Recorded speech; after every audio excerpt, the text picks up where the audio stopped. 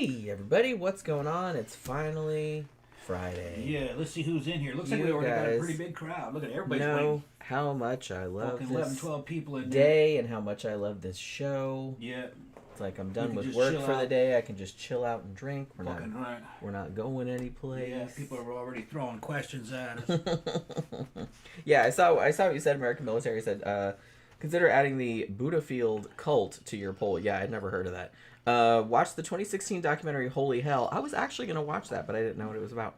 Didn't think West Hollywood could get any wilder. Okay, yeah, so I definitely wrote it down. Super chat already. That's from Zach. Well, if it's not Tim and Johnny. Evening, yeah. Yeah, how are we doing?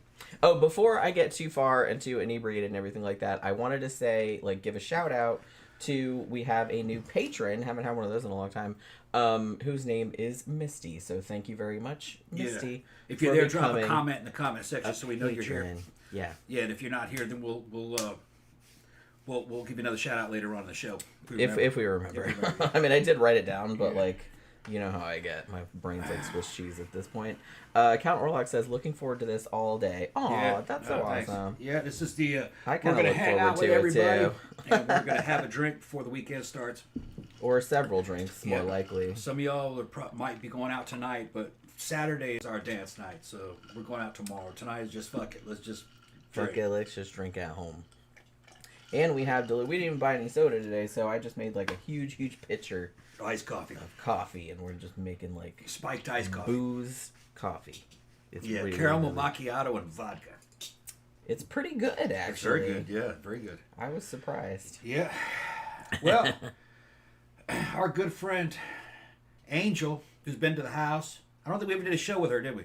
No. She wanted to do a whole fucking conspiracy show one of these days a big conspiracy about fucking chemtrails, which all that shit turned out to be right. There was a geoengineering fucking project, fucking sulfates and shit like that in the jet fuel.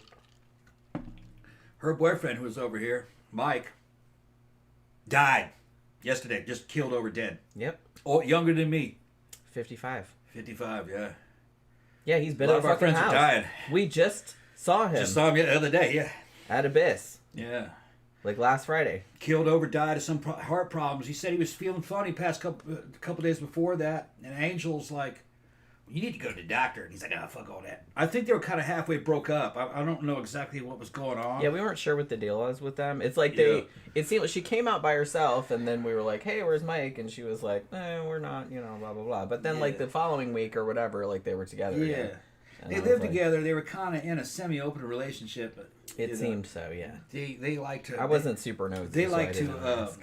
etc., etc., etc. They were like that kind of shit. Yeah, that kind of stuff. But like I said, I didn't really ask. Yeah, yeah, we got it thrown our way a couple times. I'm like, no. Yeah, that's all right. Not with him around. We'll pass. But he killed over. So I couldn't believe it. I opened Facebook today because Tom went up to the biker bar, and I always like to keep Facebook open on my laptop while I'm working so I can see if he messages me, because sometimes, if the bike has a problem, I can come pick him up or whatever. Yeah. And I saw Dimitri had posted about it. I was like, what the fuck? And then I look and I see all these other people post. I'm like, what the hell? And then I saw Angel had posted this big long thing about it. Yeah. And I was like, holy fucking crap. Yeah. Yeah, he just fucking died.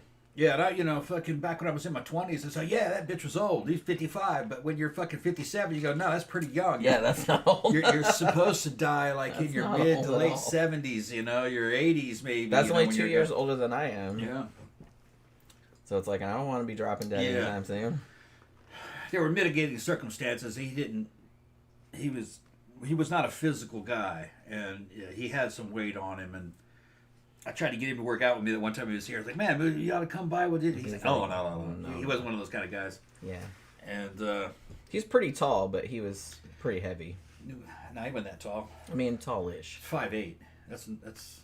Well, everybody seems tall to me. Yeah, they just seem tall to you. He's like 5'7", 5'8". I'm kind of a shrimp. But yeah, so it just fucking happens. We have a lot of them dying. We've had a lot of them die. They're fucking young girls in their 20s and shit, just fucking die of cancer, or 30s, or fucking just brain weird, tumors, random and shit. Yeah, weird. Yeah, we had little pretty ones fucking just eat up with cancer. What was the one that was had the girl had the guy from England that wanted to marry her and everything, and then she got fucking just. She looked like a model. That wasn't Jen. That wasn't Jen, was it? No, was it? No, it wasn't. Her name wasn't Jen. Was it? No. If you said the name, I would immediately recognize. It's been such a long time. Yeah. Poor girl. It's just weird, man. A lot of them die, man. Jen was the one that had the brain tumor. Yeah, that's right. See, it's like losing track because there's been so many. Yeah, she was talking to us one day and shit like that, and fucking the next day, fucking her little boyfriend, a little short dude that I know, fucking said, "Yeah, she died." I was like, "What?" She goes, "Yeah, she died." Like we saw her like 4 days ago. Yeah. Of what? Brain tumor. Yeah. I was like, she's like 29 or something. Yeah, big old tall, pretty blonde girl, long blonde hair down to her waist. Looked like a raver, little pink cat eye glasses and shit, fucking pink skirts and shit. Yeah, amazing. And you didn't know anything was wrong with her. Yeah, you never know. No, just normal. It was just very strange. Yeah. Like I said, well, I was just as shocked as. I mean, it was weird when our friend John died. Like, he was the one that had a heart attack in the middle of Target. Yeah. And then he was missing for a few days. Like, nobody knew where he was. Yeah. And so everybody was like putting flyers up on Facebook, like, where the fuck is he? Like, he hasn't shown up at work and all this other kind of stuff. The whole time, the cops knew where he was. The cops knew where he was. They just didn't want to tell anybody. They couldn't tell anybody because they had notified next the next of kin because they didn't live here. Yep. So they didn't tell people until like a few days after when we found out what happened. I think Charisse told me what happened. Yeah. But died of a heart attack out in a fucking car. Was it in the car? He was in the store. He was in the store. And then they took him to the hospital. Like, people came to help him, and they took him to the hospital, and he died at the hospital. Yeah, the first story we heard is that he died in the car out in the parking lot. Yeah, that was the first story I heard, but that was not correct. No, he collapsed in the store, and then they took him to the hospital, and he died. But yeah, but like I said, he was also about our age. I think he was slightly older. Yeah, also way out of shape. And yeah, again, and he looked older, you know what I mean, too. Yeah. But like... when you're out of shape, you do look older. Yeah. Especially a dude. I didn't actually realize how old Mike was, but I knew he was around my age or a little bit older. He didn't look old, but he was just kind of, they sit around heavy, eating big old things of fucking chili cheese dogs and fucking nachos and drinking beer and watching TV and never did anything strenuous, never went on a run, never did anything like they're like that, and they lose all their muscle mass after 35, and they get big pot bellied, they lose all their hair, their faces go to shit, and the dude they look like old men, but chronologically in his 50s. Yeah. Just like we are. Yeah, I'm pushing 60. Fucking scary. It is. But I saw that shit coming when I watched my dad die. My stepdad and my dad died close together. They both died gasping for air, couldn't breathe. Yeah. His stepdad died of ALS, right? ALS, yeah. He didn't have enough strength to take in a breath, so they put him on an intubator, blowing air in his lungs. And he still was going, I can't breathe. And like, yeah, but they're blowing air, but I can't breathe. Yeah. And my dad was like that too. He felt like he couldn't breathe because his heart would sit there pumping like that, but it wouldn't pump any blood because the valves were all shot and the bypasses were starting to fail. And I was like, all this shit is preventable. Yeah. I mean, sometimes shit's not. Like, sometimes you just get, like, a bad hand or whatever, but a lot of things are preventable. Those dudes ate bad diets. Yeah. And not a bit of real serious exercise. And they fucking just let shit fall apart. No hormone therapies, no fucking steroids, nothing to help fucking them maintain body mass. I see what happens to dudes that do what I'm doing. They look great until they die. And they live in their 70s, sometimes 90s, like fucking Jack LaLanne. They just die. Boom! Something kills them like cancer. There's no convalescent period. That's what I'm scared of. I just don't want to be some old dude fucking in a diaper, pissing everywhere, fucking half mindless, you know what I mean? Yeah, that's like scarier than just like dropping dead. Yeah. Nah. CB says, I know I'm getting old because I was excited to buy my cat a Christmas present. I get excited about that too. That's okay. Yeah. I was just actually before the show, I was thinking we were making a joke about Bambi. She sits outside my office door like she's guarding me, and Tom's like, yeah, she's like the little doorman. Like she's gonna like, she's making checking sure nobody IDs. gets checking IDs. And I said, oh, I'm gonna make Pookie a little ID. Yeah. She's checking like this big. She's just checking Pookie's ID. Yeah. She doesn't care about my ID. She's just Pookie can't come in without permission. She lets her in, but she's got to check it. Okay. Yeah, she's got to make sure everything is copacetic. Yeah, we gotta just, Thank you again. Zach sent us another super chat. Thanks, Zach. Went down a rabbit hole of videos talking about the goth emo scene, punk pop aesthetics. Pretty interesting, to be honest. Couldn't tell the difference as a kid back then. Yeah, I mean, if you didn't grow up with it, like maybe from the outside, it does all look the same, but there's like a big, huge difference. There's a huge difference, which anyone, if you ask, will be happy to enlighten you on. Nerdy Vinyl said, "I lost my spouse at 50. Yeah. Keep rocking as long as you can." Yeah. Yeah, I mean, shit happens. Like I said, my uncle died when he was like 32. Yeah, and and he was fine. Like he looked totally healthy. I have a special operations fucking background. We cheat to win. If you're playing by the rules, you're gonna lose. So I fucking take every drugs, every steroid, anything that I think I do. I do all my research and fucking. I got fucking medical shit in here to do my blood pressure. Fucking. And I've talked to other guys that have been doing it, and they all have good medical backgrounds too, all self-taught, but it all checks out. Like, what, that works? Oh yeah, pregnenolone, take it. Fucking it does this and that, and they can fucking rattle off what it does to all your fucking markers and shit in your blood. And I'll get on AI and fucking start asking it about it, and sure enough, all the fucking data's there. So, and some of these drugs that you can take them, without a doctor's prescription, you can get them off of Amazon. The best one, the two that anybody could take and they're cheap, is DEHA, and the other one is called pregnenolone, and you can get them off of Amazon. They're about $20 each for 100 pills each. Because they're technically classified as like a nutritional supplement. They're classified as a nutritional supplement, but they're a hormone.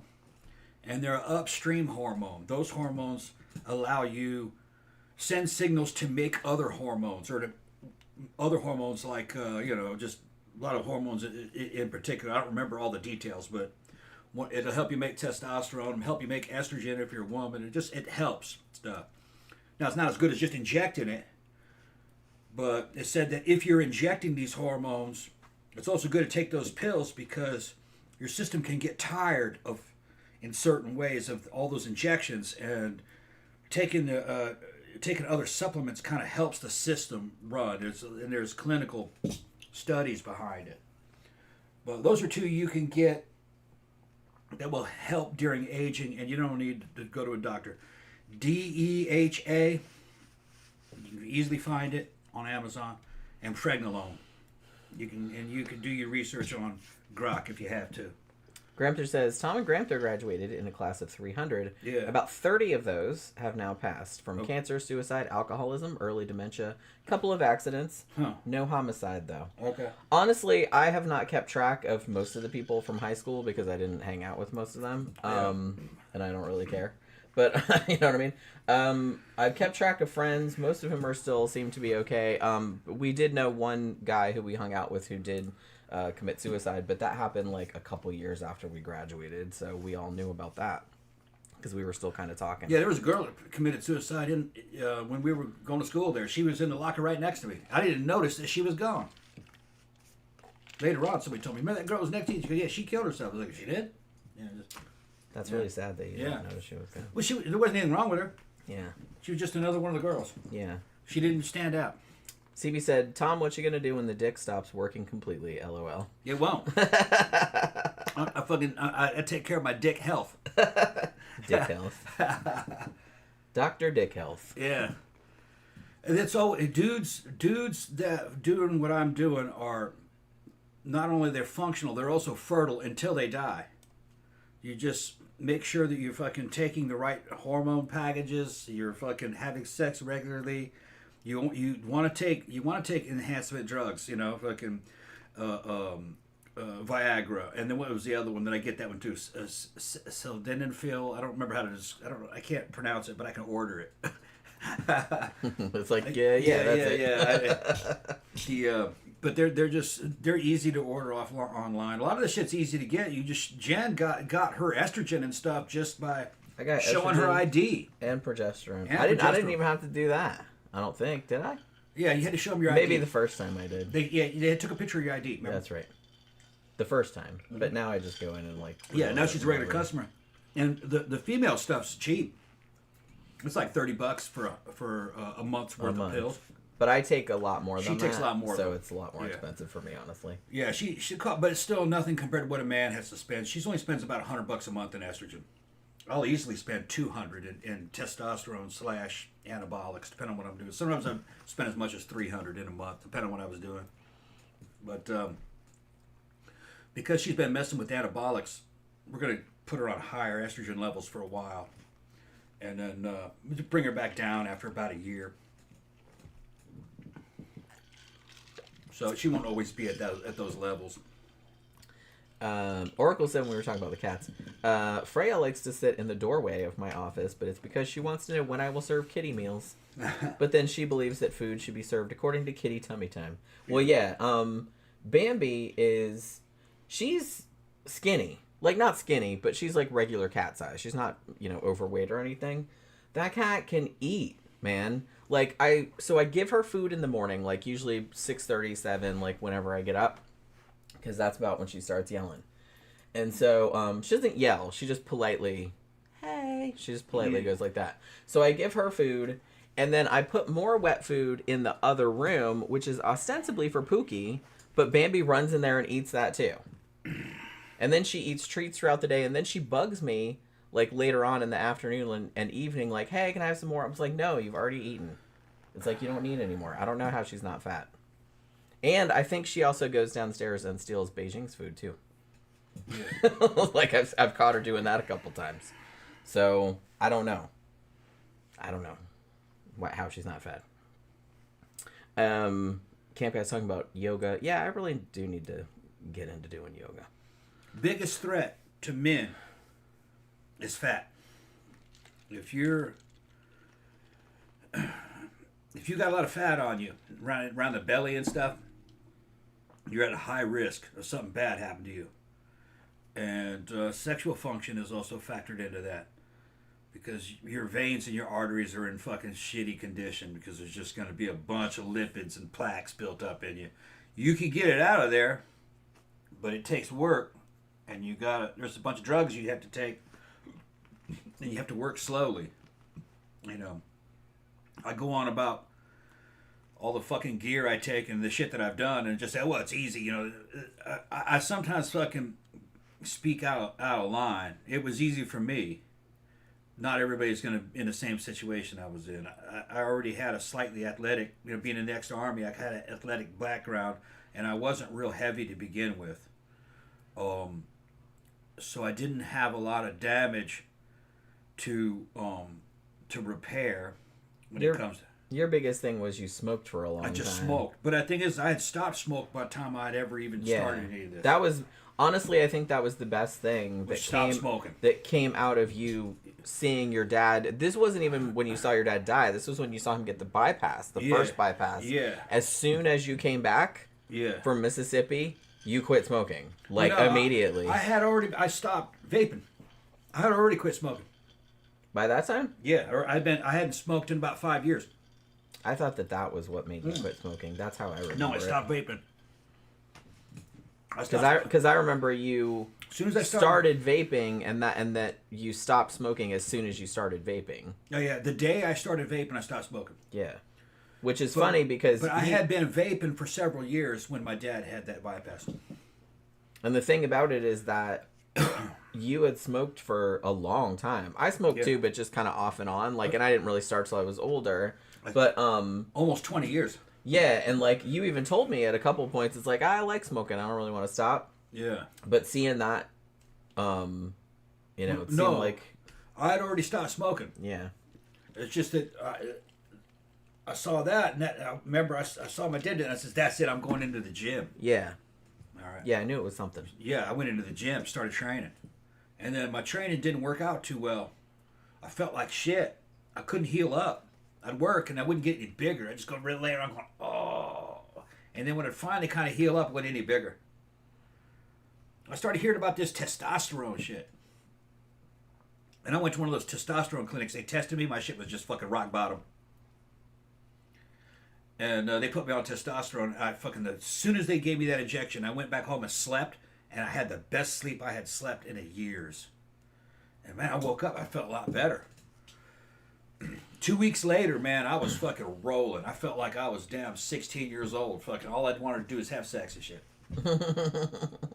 I want to have sex even before and I couldn't even have sex. The drive was there, but I was already exhausted from the shit. Yeah.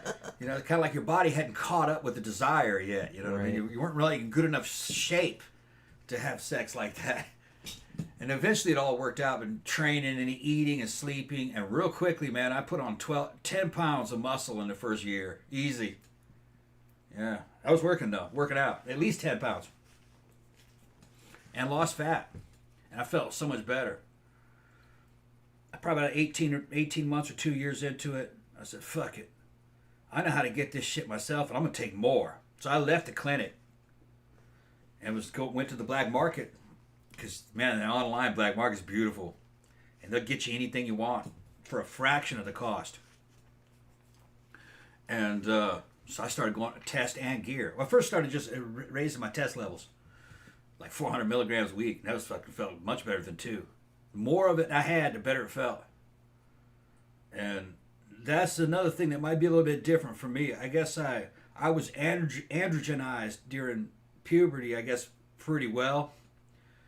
Because I love testosterone, and I didn't really have any negative side effects of it. Other people might have a little more negative side effects, like they might hold water and bloat, or maybe they don't like how it feels, or some weird shit like that. No, the more I took, the better it felt.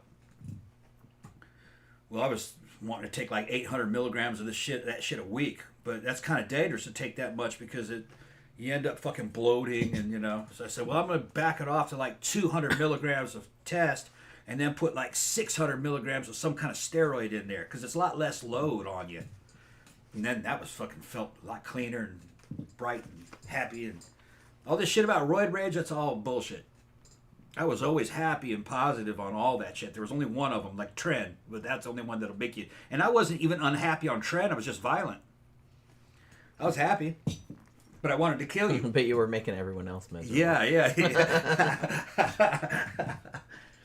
You were just blissfully unaware. Yeah, you're a werewolf. You're like, yeah. I'm gonna kill you. Zach says, my high school is like the fucking island of lost toys, one of the wealthiest counties in the country, with the amount of fucked up misfits like me who came out of there, man. I mean, yeah. CB says, a guy named Scott I worked with died at age 31 from a heart attack. He was stick thin and was feeling funny on the Wednesday and died on the Monday. Yeah, it's like, it's sometimes... That sounds like some kind of diabetes. Or it could have just been like a, congenital defect that he didn't know about. That does happen sometimes. It's like, you can do all you want, but it's like, you never know what's going on in there. So it's like, it's better to just err on the side of caution. But, obviously anybody could die in a weird accident or, car accident or anything like that. Like, so... My dad's dad died at like 42 from just dropped over dead watching a fight. He was cheering for some black dude beating up another dude on TV. Yeah, you get him. And all of a sudden he went real quiet. My grandmother went down and he was fucking dead.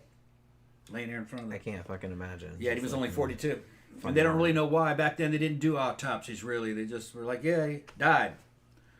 And if you look at him, he looked young. He looked like me. He was a clone. My dad, my granddad all got clones. I got pictures to prove it. We all looked exactly alike. You see that? Uh-huh. Similar. It's similar. Yeah, you did look very similar. Yeah. My dad didn't know. He was a little kid, when it happened. And, I think he was like 14, something like 13, 14. And they go, we don't know why he just died of a heart attack. And my dad was like, we didn't know it at the time, but it must have been some kind of congenital heart defect. Yeah, because sometimes you can go years and years and not know. Yeah. Like if it's not bad enough to cause you any kind of distress that you're get checked out or anything like that. He wasn't fat or anything. He looked just like me, but he was smaller. He was like 5'3". Yeah, well, like I said, little bitty guy. I had an uncle that died at 32, and he had a brain tumor, and he looked completely thin and healthy, and you know what I mean? You would never know. So, just shit like that happens, you know? It's like, yeah, you can try and prevent it, but there's only so much you can do. Yeah, that's funny. My granddad was 5'3". My dad was 5'5". That's my height. Yeah. You know. But he was considered to be short in those days, but it wasn't like amazingly short. And he had children out of wedlock. He was popular. Everybody liked him. And my grandmother was 5'6", probably, tall for the time. I met one of his friends. I remember your granddaddy. Went to school with him. He's an old man.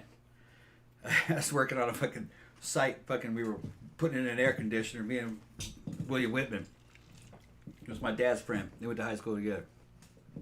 I remember your granddad. Look, Tommy Ross. I remember him. Boy, he could talk his way up. He could talk his way up in his skirt. I said, he could? He go, oh yeah, he's bad. He could talk his way up in his skirt. That's what he said. He was bad. Yeah, I remember him. He's a little bitty guy. You're kind of like that. Yeah, little bitty guy. Big old forearms like Popeye. Is it? Yeah, he was throwing those gliders. He used to make gliders. He owned a hobby shop. Oh, that's cool. He owned a hobby shop, and then later on he owned a sporting goods store. Sold guns and fucking fishing tackle and shit. And then he got into photography. He had a photography studio. He had a photography studio when he died. So he owned shops. But he started off as a hobby shop. And they made wooden gliders. You'd throw them. And he was like a champion at making these gliders and throwing them. And they had contests. This is a long time ago, you know. I think it was late 40s, early 50s. And he was like a champion glider thrower. And he had to throw it. And there were different classes. And he would make these gliders. And he had this hobby shop that sold the kits, these balsa wood gliders. They didn't have engines in them or anything. It was just a thing they had back then. Anything that was high tech for the time, he was into that. Photography was high tech. Well, yeah. My dad was into that. Yeah, and it was in Mississippi, so, you know, he was doing, like, wedding photos. You'd come and you'd have your wedding photos, family photos, take as portraits and shit. That's how they did it. Well, like I said, my brother probably porn, too. Worked as a photographer at Animal Kingdom for a long time. Yeah. And my sister just recently got into photography, too. She's got into, like, macro photography, like taking pictures of bugs, like insects and stuff like that, like close up. Yeah. She's been putting a lot on her Instagram. They're really good. Let me see. Count Orlock says I went from 275 pounds to 220 pounds thanks to yoga. Like I said, I need to, yeah. So 55 pounds. Gramther said how old is he? I don't know. Okay. Gramther says I smoked and dipped tobacco from 13 to 53. Yeah. What a waste of money and health. Yeah. He said been free for 3 years now, praise the Lord. Yeah, I honestly enjoyed smoking. Yeah. I like dipping too. I never got into used to dip in the army. I dipped recently before I started. We couldn't smoke at night in the infantry. You could only dip because it's, you know what I mean, you can't have a lit fucking obviously cigarette and because night vision goggles, that looks like a car headlight. You could see it through a forest. You can't smoke. But at night you could dip. So we were addicted. All our smokers in the infantry were also addicted to dip. We all did it. If you smoked. And we smoked. But we were young. I can't believe we would smoke and we'd drink. We could drink a whole fifth of fifth of vodka. Well, yeah, I mean, when you're and then wake up in the morning and run 10 miles. Yeah, when you're a kid, you can, yeah, it was ridiculous. You snap back real quick. Yeah. Now we need kind of like, we go out Saturday night and it's like takes a couple days to recover. Although I will say, we went out last weekend, Friday night and Saturday night. Yeah. And I didn't feel that bad. I mean, I felt okay. I wasn't hungover. I banged us up with a bunch of steroids though too. Well, yeah, that helps. Yeah. Like I got up at like 6:30 or 7 to feed the cats. Yeah. And I felt a little bit like gaggy. I didn't throw up or anything. I was just kind of like, whoa. But then like I went back to sleep for another couple hours and I woke up and I felt totally fine. Yeah. So, you know, that's all it was. Also, I think that particularly Saturday night, I danced like all night. So I think I didn't really even get that. I drank a lot, but I didn't get that drunk because I kept sweating it all out, I guess. You know? Yeah. And I got a lot of cardio. So, cuz I don't just shuffle around. I actually I actually burn some calories. And let me see, hold on. Yeah, we danced all night. Yeah, I think we did. Like the music was good and like I woke up the next morning, I was fucking just sore. Oh man, I was thrashed. My feet hurt. Yeah. For sure. But yeah, and I banged her up with some fucking Nandrolone. And because she's been on that, I'm gonna increase her dose because she's kind of low. And I've been on test and equipoise, a lot of it, for fucking about 3 months now, 2 months. No, what am I talking about? I don't know. It's about a month and a half. Been about a month and a half. I have a supply for 3 months. That's what I'm talking about. And take a lot of it, 1,500 milligrams. That shit. It's a very long acting, very slow, long acting, but very high quality kind of a gains to it. And I woke up that next morning, and man, I felt like I had been sleeping for 3 or 4 days, and I was like stiff. I was like, oh. And then I started stretching, and I'm going, oh man, it feels good. And I was like, oh boy, last night was something else. They do help. I had a really good time. They do help, yeah. It was just kind of like, it wasn't super, like only about half the regulars were there. And when we got there, there was actually like a work Christmas party, like in the axe end, you know, because it's, the dance floor is way over here, and then there's a bar, and then there's like the axe throwing shit is like over there. Yeah. And there's tables and stuff, and you can eat food there. It's like kind of a restaurant, bar and grill type of thing. And, so we got there, and their party was still kind of going on for like 20, 30 minutes. So he was playing kind of 80s Christmas music, like, you know, Wham and shit like that. And so I was like, okay, whatever. Like, hopefully they leave. And a lot of them did, like about 10 o'clock. But some of them stayed, but they weren't obnoxious. So it wasn't like, so it was like half those people and like half the regular people. But I don't know. There was something about the music was really good. And, like, as the night went on, I was just having such a good time that, like, even songs that maybe I normally wouldn't dance to, I'd just be like, fuck it, why not? You know what I mean? And I would just dance to that shit, too. So I ended up dancing, like, all night. Did we close it out? Yeah, almost. We closed Abyss out. Yeah. Oh, did we tell the story about getting locked out of the... No. I thought we did, but I can't remember. We didn't tell the story.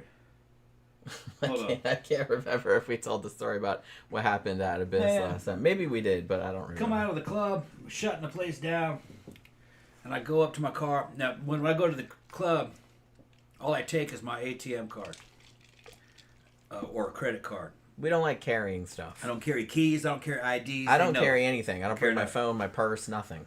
All the keys, IDs, and stuff, I put it in the trunk of my car and lock it in there. That way, nobody can come in and look and see that shit in there and break into the car. Even though it's not really a big risk where we're at.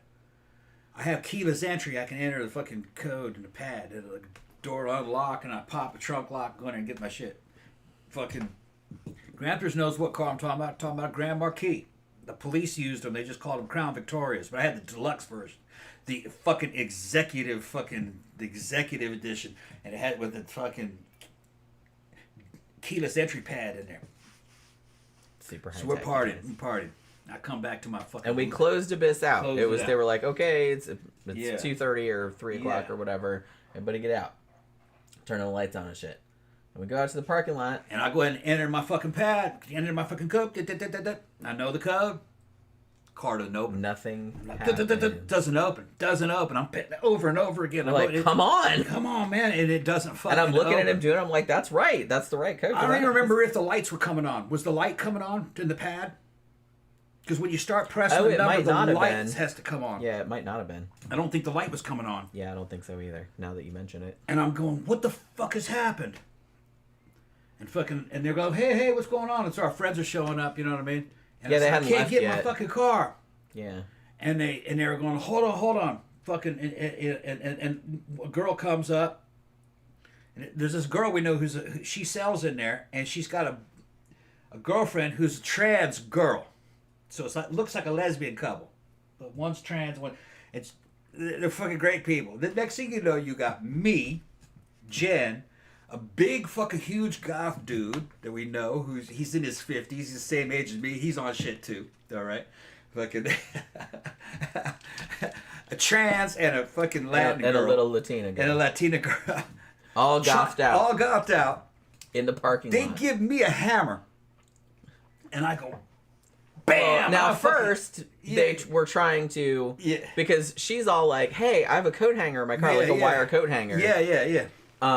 You know, because I guess this kind of shit happens all the time. So she had one. They had a coat hanger. They cut some of the rubber off. So they cut some of the rubber off the top, and they were trying to get in there and pull it. No, fuck this. They got it in there, but like they couldn't pull it. They hand me a hammer, and I go to the back passenger window, the passenger side back window. Boom! And the hammer bounces off of it, unscathed. I was like, it didn't what even the crack fuck? It didn't even crack and I was it. going, I hit, and it didn't even fucking scratch it. I'm going, this, and they're all laughing. Like, Jesus Christ. He's like, that car's a fucking tank. And I said, yeah. And he goes, he goes, it's beautiful. It's beautiful. That car's a fucking tank. Well, at one point, too, before we had the hammer, they also had a crowbar. This just got, she's got everything in her car. And they were trying to, like, pull the window down. And they got, like, a little bit, but you couldn't, not enough to get in there. So, they go, I said, fuck it. I'm not going to... It's like 4 in the morning. 4 in the morning. And I said... I'm not going to swing it again. I'm not going to swing again. Fuck it. It didn't want to break. I'm not going to break it. And they're going, we'll call you an Uber. Can you get in the house? Because our phones and stuff are in that no, trunk. the phone's in the house. We don't have the keys to the fucking house. They're in the back. And fucking, we're like, how the hell are we going to do this? I fucking went, fuck. And I entered the code again and it unlocked. I was like, what the fuck happened? I almost broke my whole goddamn window. We were standing there for like a fucking hour. Yeah, now I got a piece of rubber missing on my fucking window, and I'm trying to figure out that Call that out gasket. to like fucking... They stayed like for a long time, helping us try to open. And they were just like, "We're gonna get in this fucking car, motherfucker." And so turns out we're driving back, and I was like, "What the fuck? Why didn't it open?" Yeah, because it always did. I stopped. We always do it like that, and it has never failed to open. On my way back, I stopped off to 7-Eleven, took a leak, came back out, and entered that code again in the car. It wouldn't open. And it wouldn't open. Fucking drove it back home. I got out, fucking did it again, and it wouldn't open. Next morning, I go down there and try it, and it opens. Yeah. Try it again, it doesn't open. Try it again, and it opens. Try it again, and it opens. Try it again, and it opens.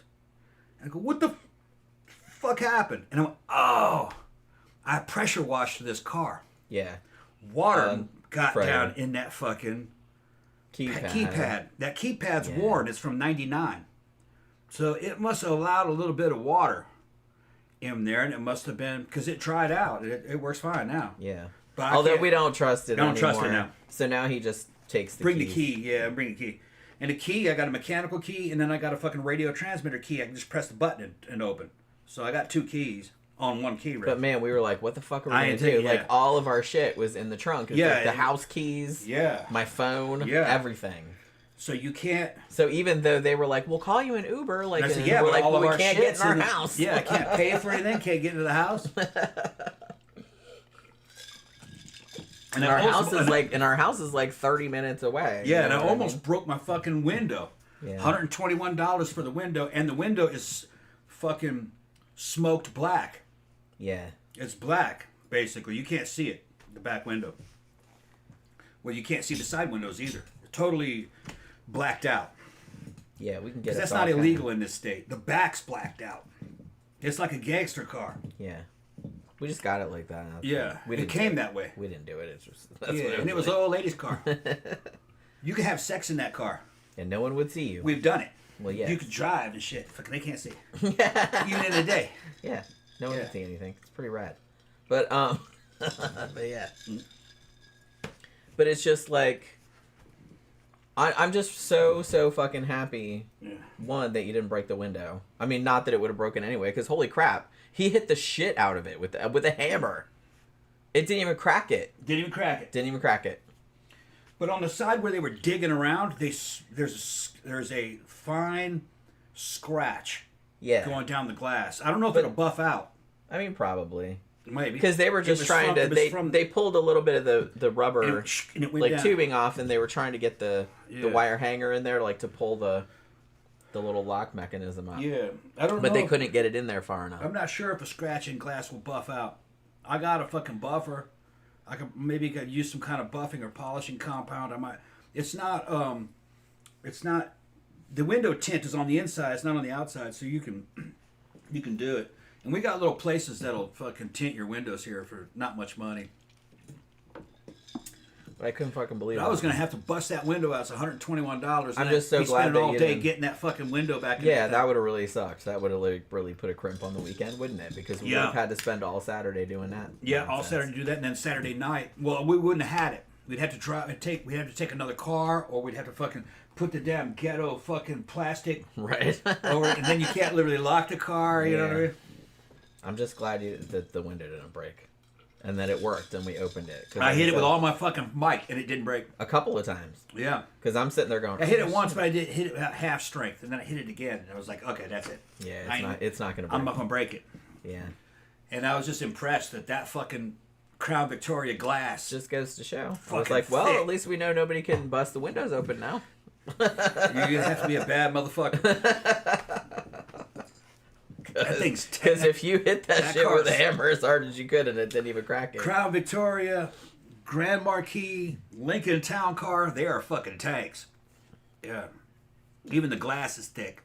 But like I said, I'm just glad that, I'm glad that they fucking stayed when they, because they immediately, she was parked across from us, like we were back here behind the median.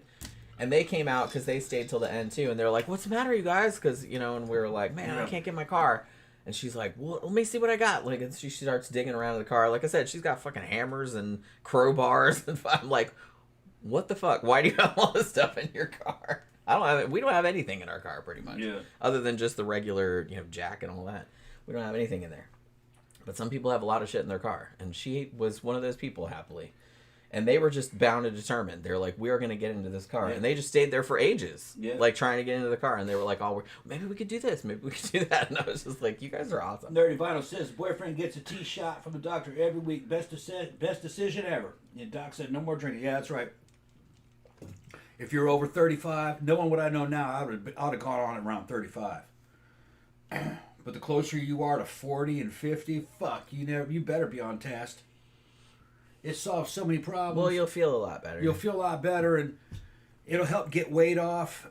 It fights a lot of problems. Fucking, if you have a propensity towards diabetes, like I had some shit that looked like maybe I might develop diabetes later on. All those markers are gone. Fucking blood pressure. They're gonna say, well, my prostate. Fuck your prostate. Fucking that has no impact. That's a damn fucking there were some studies done a long time ago that they thought fucking somehow testosterone would have a negative impact on a man's fucking prostate gland. It doesn't. Fucking, if anything, it improves the situation. Because I can remember I had early symptoms like uneven stream, sometimes. But ever since, and I was still pretty young, fucking 47. I don't have that anymore. It's like a distant memory. So I think, because that was another study. Another study said that no, higher testosterone levels actually fucking improve or reduce prostate size. They don't really know what they're doing. They're just trying to sell powder or medicine or something to inject you. That's what these doctors are doing. It doesn't have anything to do with health. It has to do with selling a product. They'll come out with a little small study that allows them to prop up their product, and they'll kind of like, take this product because this study here says that, and all the studies kind of contradict each other. And the big drug companies that basically own the medical industry, they decide which studies are true based upon what drugs they want to sell. They don't have any credibility. It's a racket. It's a sophisticated version of what you had in the 1800s of the snake oil salesman that shows up on the fucking wagon selling a patented medicine that's cocaine with a snake head in it. It's basically like that. All the good drugs were made by 1960. They got great drugs. they were made by 1960. They were already out there, but the patents have run out. So they're going to replace it with another drug that's supposed to do the same thing, but it doesn't really, because they make more profit on it, and they're going to get your insurance company to pay for it. It's just a fucking racket. All the best shit was made a long time ago, and it's cheap, and they're using it in other countries. So just get on there and find out what they use in other countries for the shit. And you find, oh yeah, okay, they made it, that shit has been around since the 1950s. It worked. All these steroids and shit that I take were by the time 1970 had rolled around, they were all made already, and they didn't quite know what to do with them. The applications, they weren't quite sure what they were for. They just knew that they healed you faster. They were made for most of them were actually made for breast cancer, which is and wasting diseases. That's what the idea was. A real estate agent says, I'm one of the last of the stick shift drivers. Hand roll windows. Yeah. Hand roll windows. I had not my last car, but the car I had before that still had hand roll windows. Although, I mean, we have a 1999 and it has, electric windows. But that's pretty funny. My first car was a stick shift. It was a Toyota Tercel, bright red. And I've had a bunch of stick shifts. They're good. That was the only one that I had. I didn't like it, but you know what I mean. I like driving stick. I kind of loved that car, but not because of that. I had a stick VW Bug that was fun to drive. The best stick I had was an old 1984 Toyota Corolla SR5, 5-speed, fastback, and that was that fucking car was fun back in the 80s to drive it. It was light and it was quick. And it got great gas mileage, and it was very reliable. They're still out there, amazingly. Yeah. They're still out there. They're just like a little square-looking 80s box type looking thing, but that's kind of what my Tercel looked like. It was bright red, and it's very, like very boxy. Mm-hmm. It was little and boxy. It was like a box, a slightly wedge-shaped kind of. Yeah. It's weird to see that now, because now everything's just so rounded and sleek and everything like that. Like, back then, all the cars looked like boxes. Boxes. I was telling Jen, you guys know I make motorcycles and shit, ride motorcycles. I watch some of these guys that build motorcycles in little fucking garages, and they make whole videos about the motorcycles they're making. They sell them. They'll make the video as part of the show, and people are already offering to buy it. Which that's a cool marketing idea. And what's funny is that they're getting 80s motorcycles off of Facebook Marketplace for like $700 or $1,000, and those things fucking they fix them back up. They restore them. They'll do some modifications to them, make them look cooler. But the 80s motorcycles are now popular again with young people, which is crazy. Well, because they're a novelty. Because they're a novelty. They don't look like the other ones. They're fucking boxy, square. Like and I look at them now and see what they're doing. Like, that is a cool looking motorcycle. Like the old Honda Interceptor 750s. They look dated to me in the 90s. You know what I mean? And in the early 2000s. But I look at them now and I go, that does kind of have that new retro wave kind of vibe. You know what I mean? Like a Fiero or something like that. You know what I mean? Well, like I said, that's why they didn't grow up with it. They didn't grow up with it. Yeah. They didn't grow up when that style was like ubiquitous. Yeah. So it's like to them, it's like, ooh, it looks different than the shit that's. So if you want something to like kind of stand out, it looks like a DeLorean or something, like a DeLorean version. And the other one that they like is the fucking Nighthawk 750, the Nighthawk 1000. I think it was the 1000 Honda Nighthawk.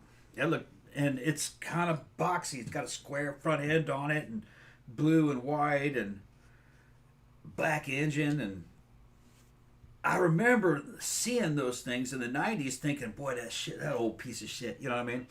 God, it looks so fucking horrible. But you look at it now and you go like, yeah, that does look kind of cool. That looks like something you would see in Terminator 1. Or, you know what I mean? It's like sometimes you have from like the old movies, Well, you have like a better, because you can see it with kind of fresh eyes, like I said, because you're maybe seeing it the way people that didn't grow up with it are seeing it, because you haven't seen it in such a long time. Like, we grew up with all these boxy-ass looking cars and all that kind of stuff, so it's not you know, for us it was like everywhere. Yeah. But when you get some perspective on it and shit's changed and shit and you look back on it, you're like, I guess that was pretty cool. Although I will say too that when I look back at a lot of like fashions, and I'm talking about like mainstream fashions and stuff like that from the 80s and stuff like that, I'm like, man, that still looks fucking terrible. I'm sorry. There's one of them, I don't know what people were thinking. There's one of them that the dude revived, and I remember seeing that bike in the early 90s, and it just looked tired and humdrum. It was a Yamaha Radian. It was either a 750 or 1000. I forgot what the displacement was. A 4-cylinder motorcycle. It wasn't a sport bike. It was just kind of like a sporty standard. And what was weird about it is it had a square headlight. Like the headlight was the headlight out of a car. Remember when you had the square headlights? Mm-hmm. It had that. That is pretty weird. Yeah, and it was wacky looking when I saw it in the 90s. I look at it now with fresh eyes. I was like, no, that does look kind of cool. It does look kind of cool. You don't see that anymore. Because it would be distinctive. It would stand out. Yeah. It might have been a 600. But they're dressing them up and rebuilding them and that's cool, getting them running. You go like, yeah, that looks pretty fresh. But that bitch was so pedestrian. They were fucking everywhere back in 1990, 1991. But like I said, not a lot of them are around anymore. Yeah. And new bikes don't look like that anymore. They don't look like that, yeah. And some of the brand new shit is new retro. Okay, so they knew that there was a market. They're trying to bring it back to that. I mean, they'd be dumb not to. Yeah. But I kind of like the new retro versions a little bit better because there's a nod to fucking modern functionality and a lot of the innovation that has happened. You know, like better axles and better brakes. You know what I mean? But there's something quite cool about the originals too. You know, they were usable. I used to ride them. Yeah, you could ride it. I mean, yeah, that's the thing. Well, when you were talking about building the bike that you're building and you wanted to kind of make it, like, period accurate. Yeah. But you were like, but I'm going to put some stuff on it that's, like, because some shit that's the frame new now is, like, you know, safer. Yeah. And I was like, if you're going to ride this or somebody's going to ride this. You know. I may trade it for a Harley when I'm done with it. We'll see how I like it when it's done. It's what we're talking about, it's the frame is a 1973 Yamaha RD 350. That's the frame. And I have the motor for the 350. But I'm going to do it as a 1977 RD 400, which had a better wiring harness, better hand controls. A lot of shit had been upgraded. I already have RD 400 wheels. The suspension is aftermarket in the rear. The front suspension is off a Yamaha XS 650, which is a fucking heavier suspension, kind of better for power, but it's the same brakes, but it's newer manufactured. They're brand new manufactured brakes that could go on there. And I'm going to build the motor as kind of like a racing 400 expansion chambers, big carbs. But what makes it a 350 is just the crankshaft. You can put a 400 crankshaft in there and it will be a RD 400, but I got a good 350 crankshaft that came with the engine casings. So I'm going to use that. Unless there's a problem with it, and it's easy to rebuild a 2-stroke engine. You can just pull it out, fucking swap the cranks out just in an hour and put it back in. And but a 400 crank, brand new, $400. Which that's not a bunch, but it's $400 that I could save just by using the 350 one that I have.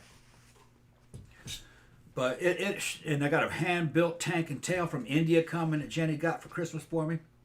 And it's going to look like a 1977 race bike, RD350, like something you'd see for Grand Prix. It's going to look fucking badass. And I'll probably put a little bikini fairing on the front of it, and I might run number plates on it so it looks like a race bike. It's going to be sweet. We'll see. And I don't think I'm going to paint the tank and tail. It's polished aluminum.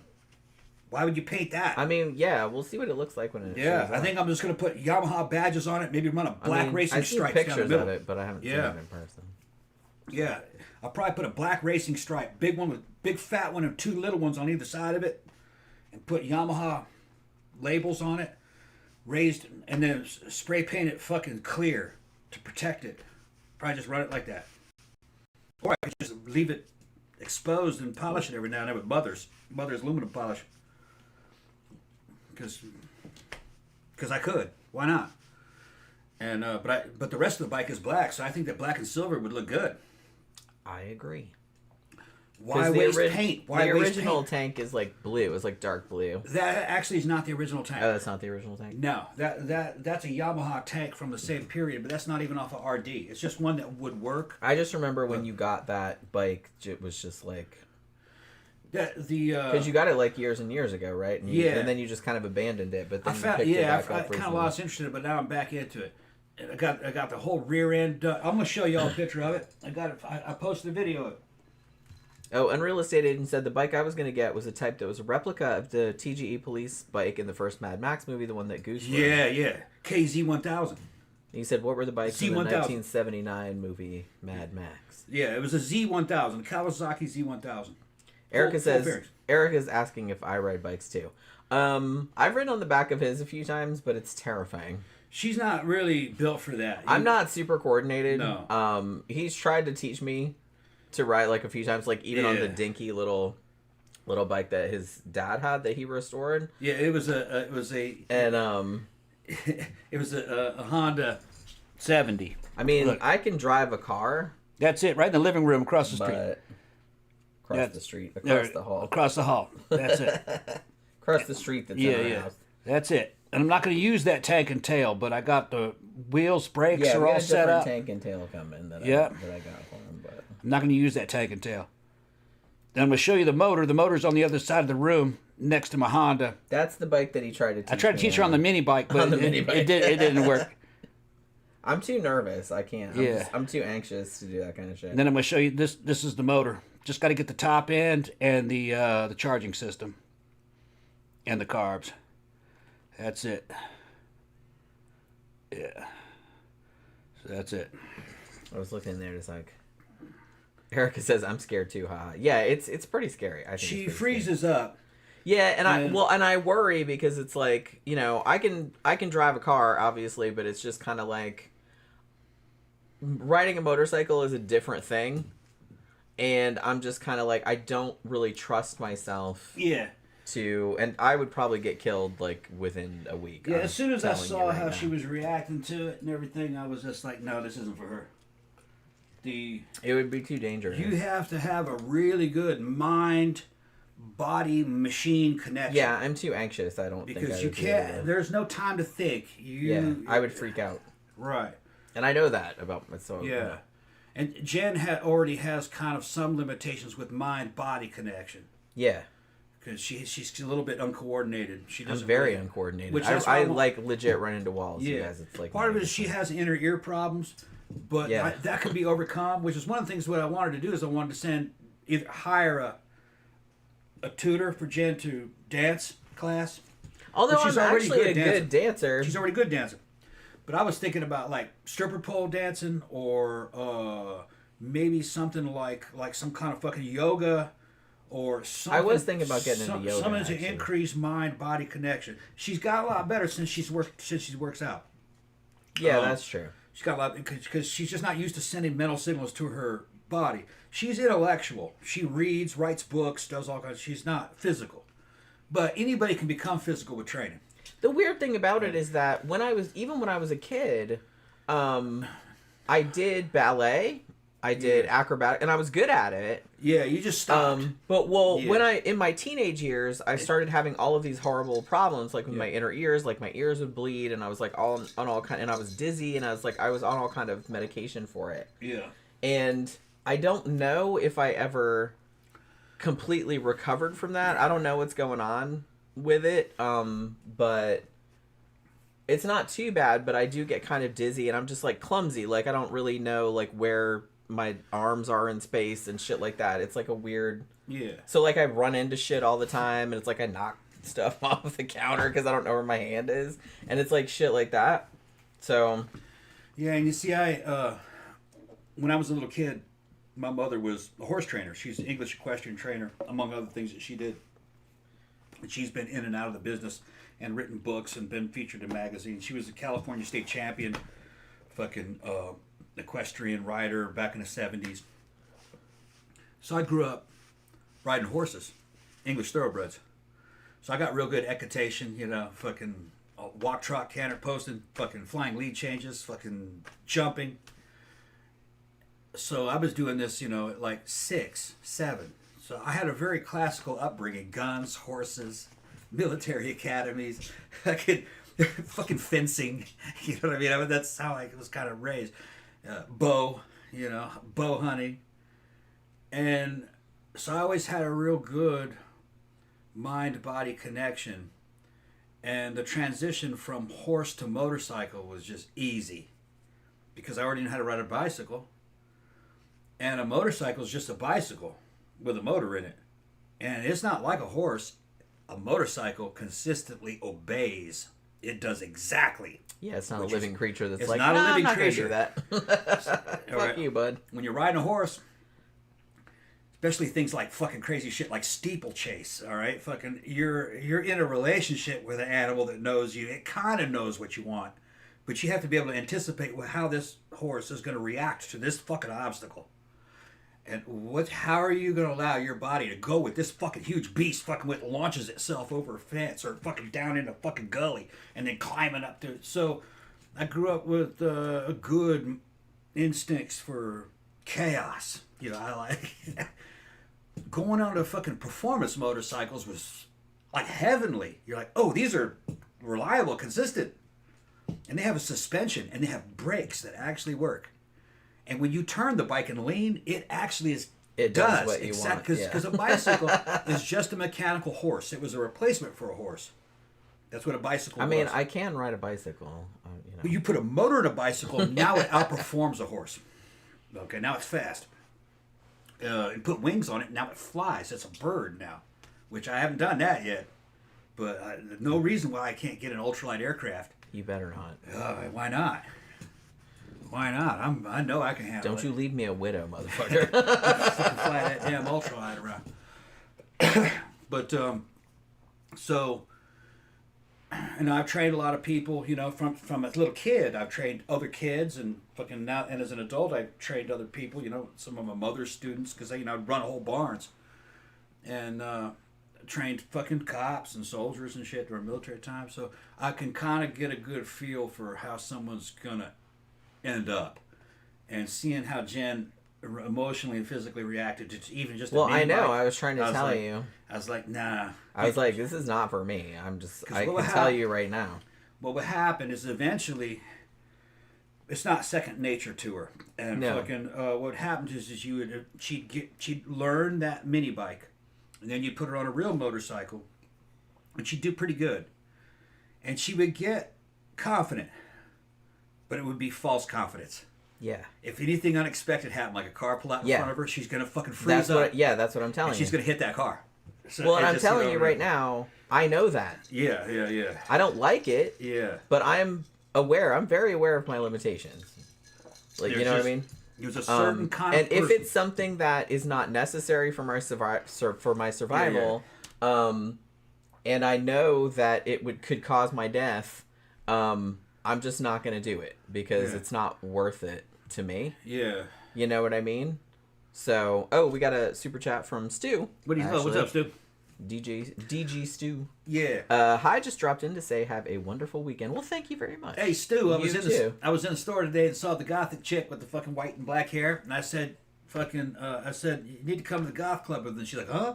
She says, come to the goth club with me and my wife. Fucking, we do Abyss and we do Momentum War. And she's like, okay, and I said, Stu knows our contact. Fucking, he'll give you our contact. Fucking. Well, does she like 80s? She can go to the 80s. And that's what I said. I said we can do 80s night too. I was walking out, so I didn't have time to talk. Because like, the 80s night is actually my favorite. Yeah, she wanted to go, and she didn't have her mask on, so I saw what she looked like. She's about 30. Yeah, she's in her 30s. Yeah, she's not a kid. Count Orlock says, Jenny, I highly recommend Sarah Beth Yoga. Her narration tutorial classes are so easy to follow. Plus, she shows modifications if certain poses are too tough at the moment. Yeah. I'm going to write that down. Because, like I said, I've been wanting to get into that because when I was younger, I was real into, I did, like I said, ballet, acrobatics, jazz dancing. I did tap. I did all of that.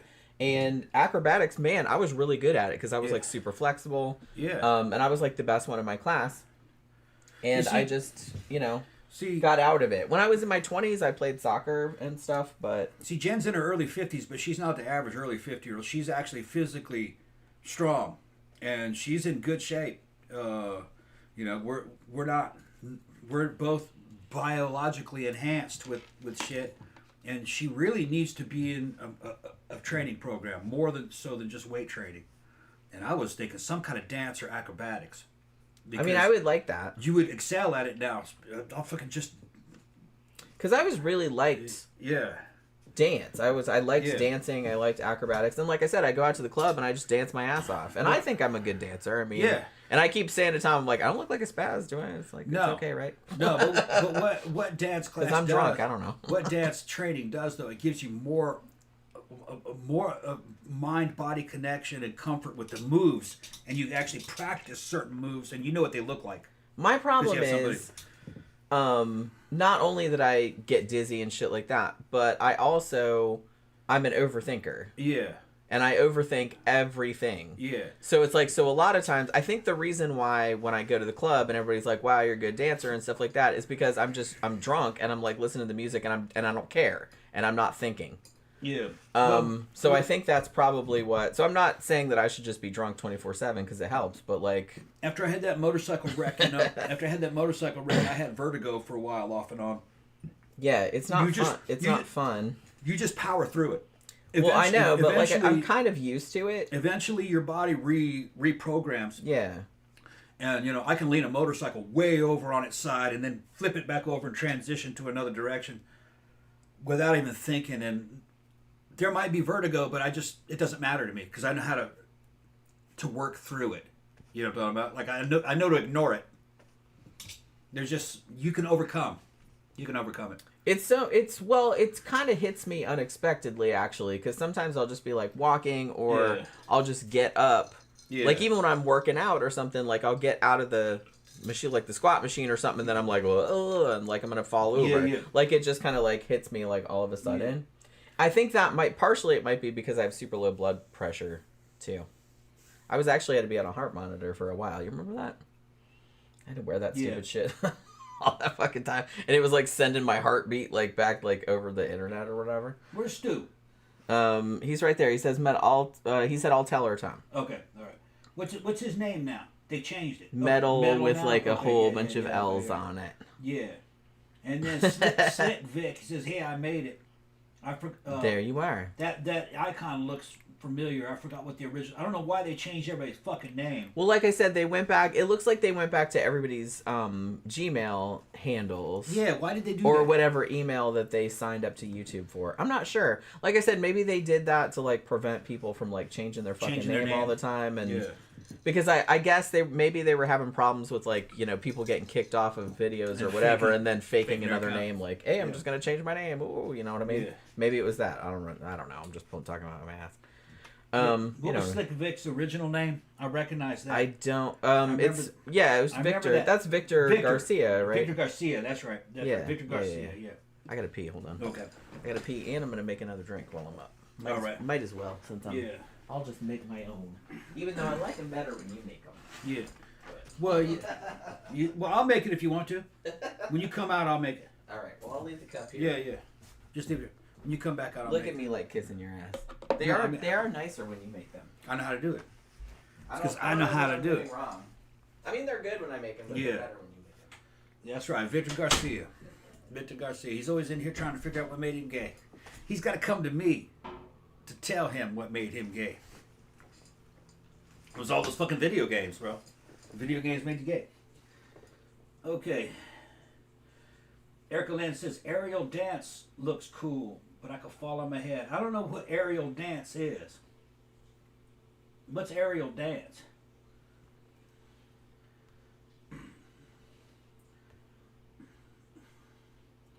I don't really know that account, Erica Lynn. You're going to have to say, what was your original name? I kind of remember that icon. Everybody's names changed, so I don't recognize people like I used to.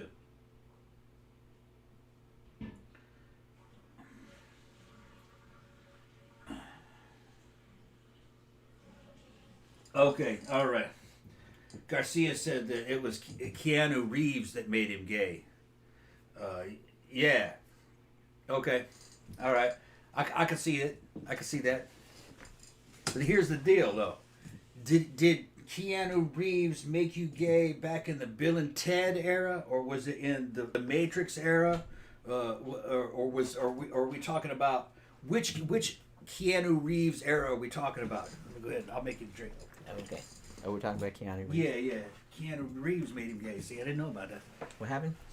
Keanu Reeves made me gay? Yeah. I think he makes everybody gay. Keanu Reeves seems like a delightful human being. You know? Just like one of those... He's one of those guys... He doesn't really seem to have... You know... And if I'm wrong, please correct me. But I've never seen anything about him being like a douchebag or an asshole or like having any kind of big ego or anything like that. Like every encounter that I've read about with him, they were just like, he was just a delightful human being. Which, man, that's pretty awesome. I hope like people say that about me. I don't know. They probably don't. They probably don't say anything. I wouldn't know. Unreal Estate said, yeah, Keanu is a pretty good guy. Yeah, I mean, that's what I've heard. Everybody just said he's super nice, like he's not arrogant or anything like that. Like he's just a good dude. Which I hope is true.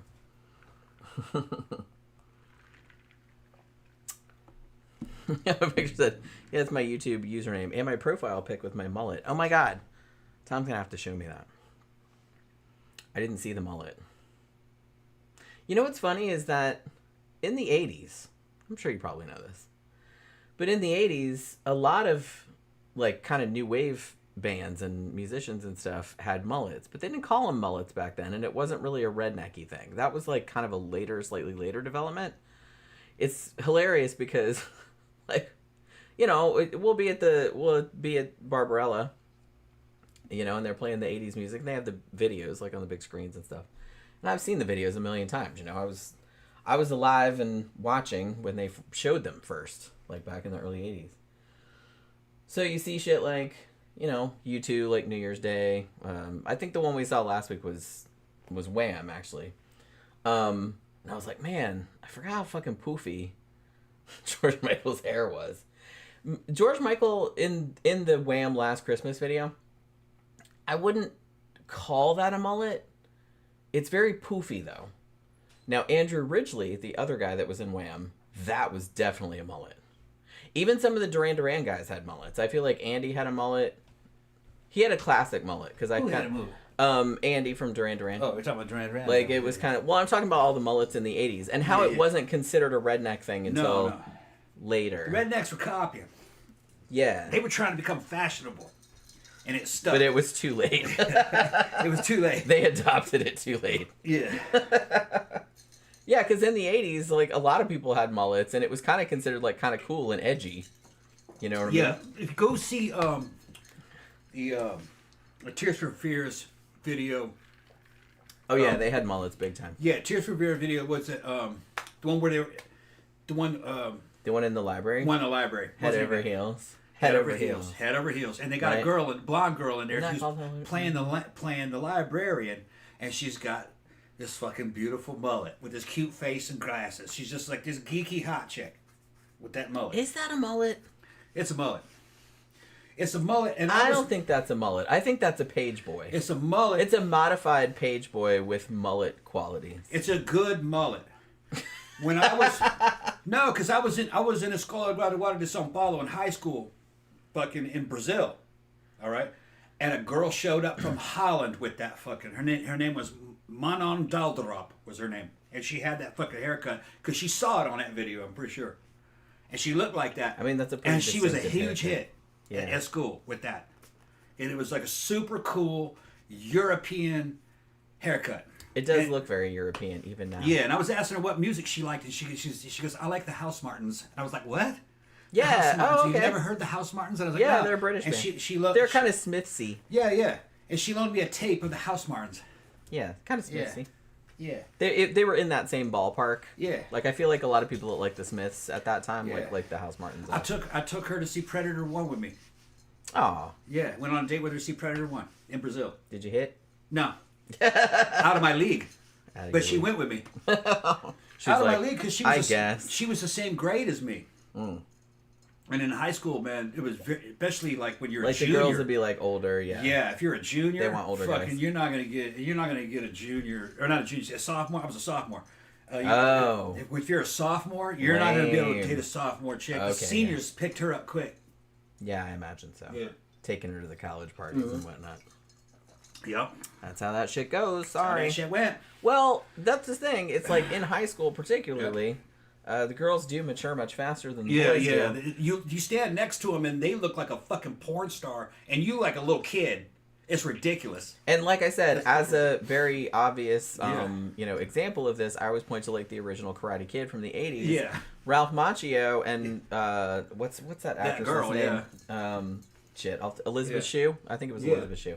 Who played his girlfriend. I think they were the same age. You would never know about But she looked like she was about 22, and he looked like he was about 14. Yeah. You know what I mean? And it was funny. It was really weird. It's funny, the dudes that made the movie were laughing, they were goofing on it. They're like, yeah, it was a great thing, but we know in reality that doesn't happen. No. It's like, he doesn't get that girl like that. No. She looked like a college student. She looked like a college And he looked like he was in junior high still. Yeah.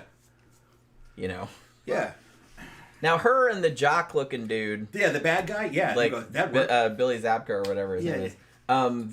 That didn't look weird, because he actually looked about the same age as her. Yeah. But Ralph Macchio, even though I'm pretty sure they were all the same age or very close to the same age, but Ralph Macchio looked like a kid, and they looked like adults. Yeah, no, Manon liked me, but I got friend-zoned. You got friend-zoned? Friend-zoned, yeah. Aw, I'm sorry, Tom. That was just normal. Tom's like, hey, he doesn't. Well, the thing is that I was in Brazil. All right? And fucking the Brazilian girls fucking loved me.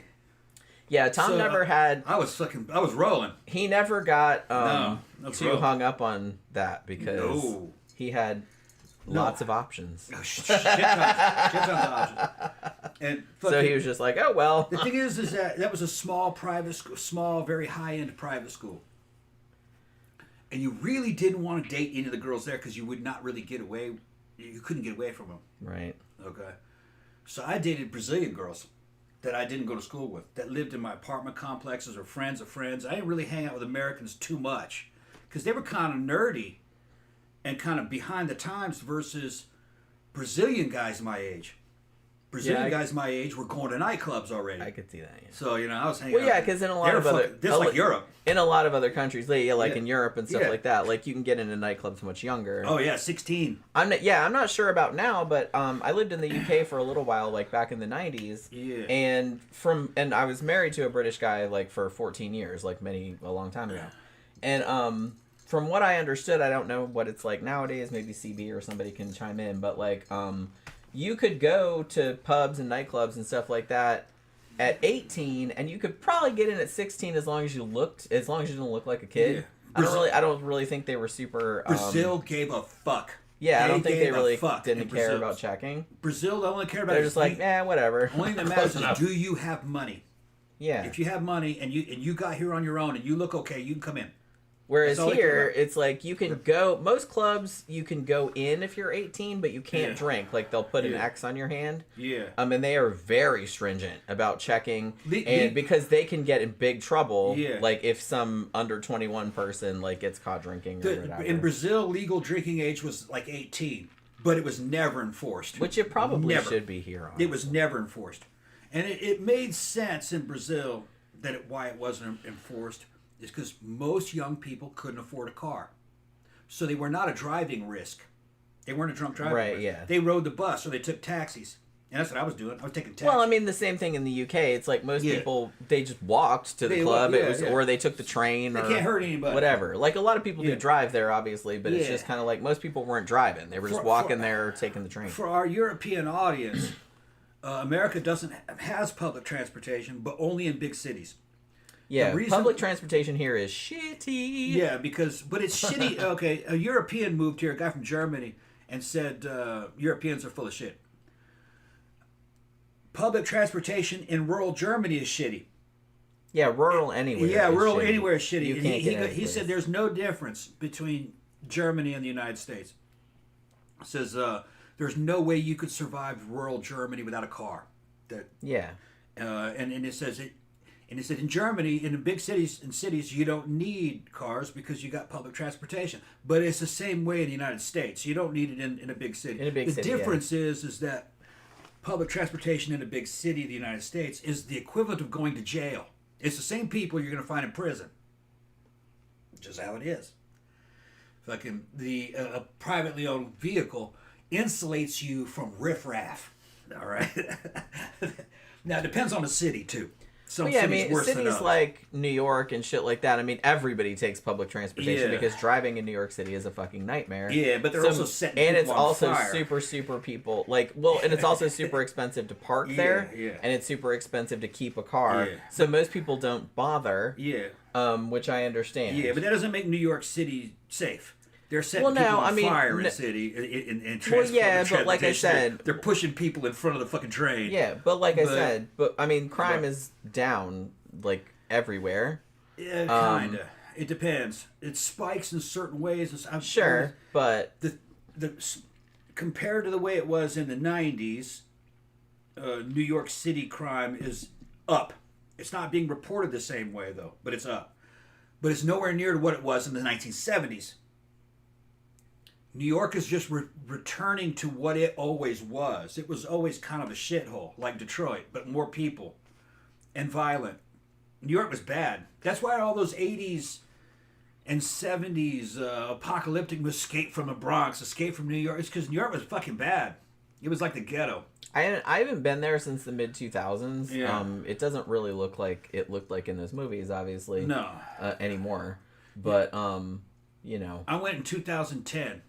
Remember that was about when I went. I think I went in 2009, nice. 2010. It was nice. Yeah, it was like, and I went everywhere. I went like all over the place, and I didn't ever feel unsafe at any point. Yeah, it was okay then. It's supposed to have gone down quite a bit, but they'll get it under control eventually. Slick Vic says, Victor says, taking the train everywhere in Japan was cool as fuck. Yeah. And he says, I was in New York City 2 years ago. It was really nice. Okay. Yeah, that's what I haven't really heard anything about. I lived in Boston for about 4 or 5 years. All right. And I took the T everywhere. I fucking loved it. Red line, green line. The neighborhoods I would go to and where I lived, the lines that you took were fucking nice. There were fucked up lines. Well, if you were on the orange line, you were going to the ghetto. Yeah. Yeah, right. That was like going to prison. Okay. It just depended on where you were going. That's what I mean. Well, and that's just kind of the same everywhere. Yeah. Like I said, when I was in New York City, I went like all over the place, and I really never felt unsafe in any way. You know, there's weirdos, but there's weirdos here too. You know. Yeah. There wasn't any more weirdos than we encountered here like any other time. So I wasn't alarmed. But yeah, I do like I like the convenience of, I mean, that was one of the coolest things about being in the UK, and I actually lived in like a tiny little, like a coal mining village or something in Wales, and so there was something really cool about just like walking, you know, like a mile or something. I don't even think it was that far, like down to the train station, and you can go literally anywhere you wanted. Like you just got on the train, and you know, you might have to transfer to another train or transfer to a bus or something like that, but it's like you could get to, you know, we would go to Caerphilly, or we'd go to Cardiff, or you could go to London, or you could go anywhere you wanted. Yeah. And it was pretty rad. Most Europeans that come here, you'll go, if you go on YouTube and look at like the recent shit, if they stay here for any period of time, or people that have lived here for years, it's not like what they expected, and it's not like what the generic fucking thing that they tell people in Europe what it's like. It's a lot different. Well, it's a lot better than Europeans think it is, and it makes a lot more sense when you're here because of what the reality is like on the ground. In general, the main thing that Europeans have a problem with grasping is the vastness of this fucking place. And the fact that the United States is not one country, it's 50 of them. There's regions, about 5 different regions, and the regions are similar. But for instance, Massachusetts has nothing to do with Mississippi. That's like 2 different fucking countries. The cultures are totally different. The reality on the ground. What works in Mississippi wouldn't work in Massachusetts, and the other way around. So that's why you local laws and local government makes a lot more sense here, because there's no reason to make a law for Massachusetts when that problem doesn't exist in Mississippi. It's a totally different culture, and it's a totally different population density. It's just empty. You know, some of our states are just kind of empty. There's not much there. Yeah, there's vast swaths with like hardly any people. Yeah. You say, how can you own guns? That's the criminals and shit. Well, I partially grew up in fucking Heidelberg, Mississippi. Population 600. There were 2 policemen, one for the day and one for the night. Okay? And he he watched a huge area. Response time was about 45 minutes. Plenty of time to kill somebody. The police were only there to look at bodies and fucking try to figure out what happened. They can't help you. Everybody had to fucking take care of themselves. It's a frontier type life. But it was a very high murder rate. But people very friendly, everybody peaceful. Most of the shit had to do with the drug trade. That's usually... And when you look at the South's high murder rate, it's almost always between people that know each other. It's never strangers, really. 2 dudes that can't stand each other. They're fighting over a woman. That's true of most crime. Yeah, they all know each other. I think that's why people are so fascinated by like serial killers and stuff like that. People that kill strangers or just kill people randomly because it's so unusual. I mean, there's a reason why when you watch a true crime show, the cops are like, somebody gets murdered, immediately they're like, well, who was their boyfriend or girlfriend or family, or because that's 99% of the time that's who it was. 99% of the times is one of the person closest to them. A relative, or a boyfriend, or girlfriend, or an ex. An ex, a known enemy, that kind of shit. It doesn't take fucking... Most people will not kill just a random stranger. Happily. Yeah, it's usually very unusual. Part of an ongoing feud that's been going on for years. You know what I mean? I mean, usually when there's usually a reason. I'm not saying it's a good reason. I'm just saying that, you know. Yeah, they find somebody dead, and the fucking cops go to their neighbors and we found him dead. Oh, yeah, Billy. Billy did it. Who, Billy? Oh, they've been fighting for years. Yeah, it's that kind of shit. We can't prove it, but that's probably who did it. Yeah, and then they start, well, who's Billy? Okay, yeah, it's Billy. Look at. And here's another thing. 75% of the motherfuckers are no good.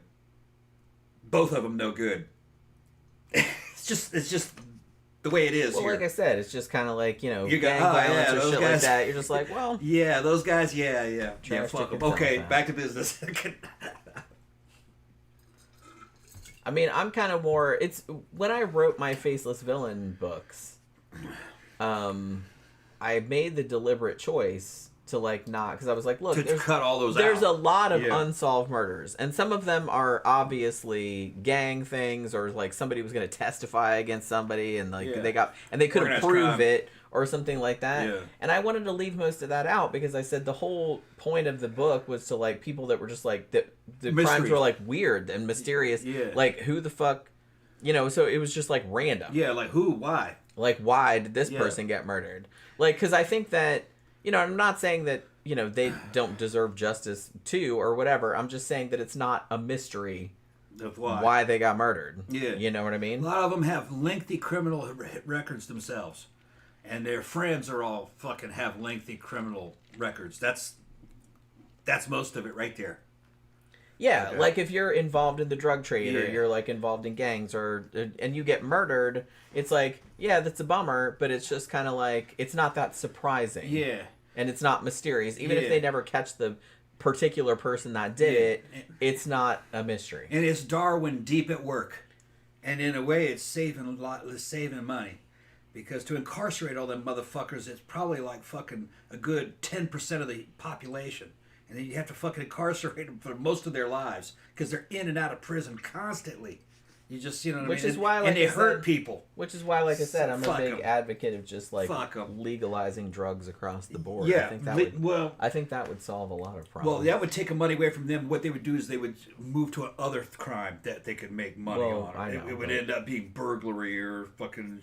Well, I mean, but that's always a crime. Yeah. You know. Yeah.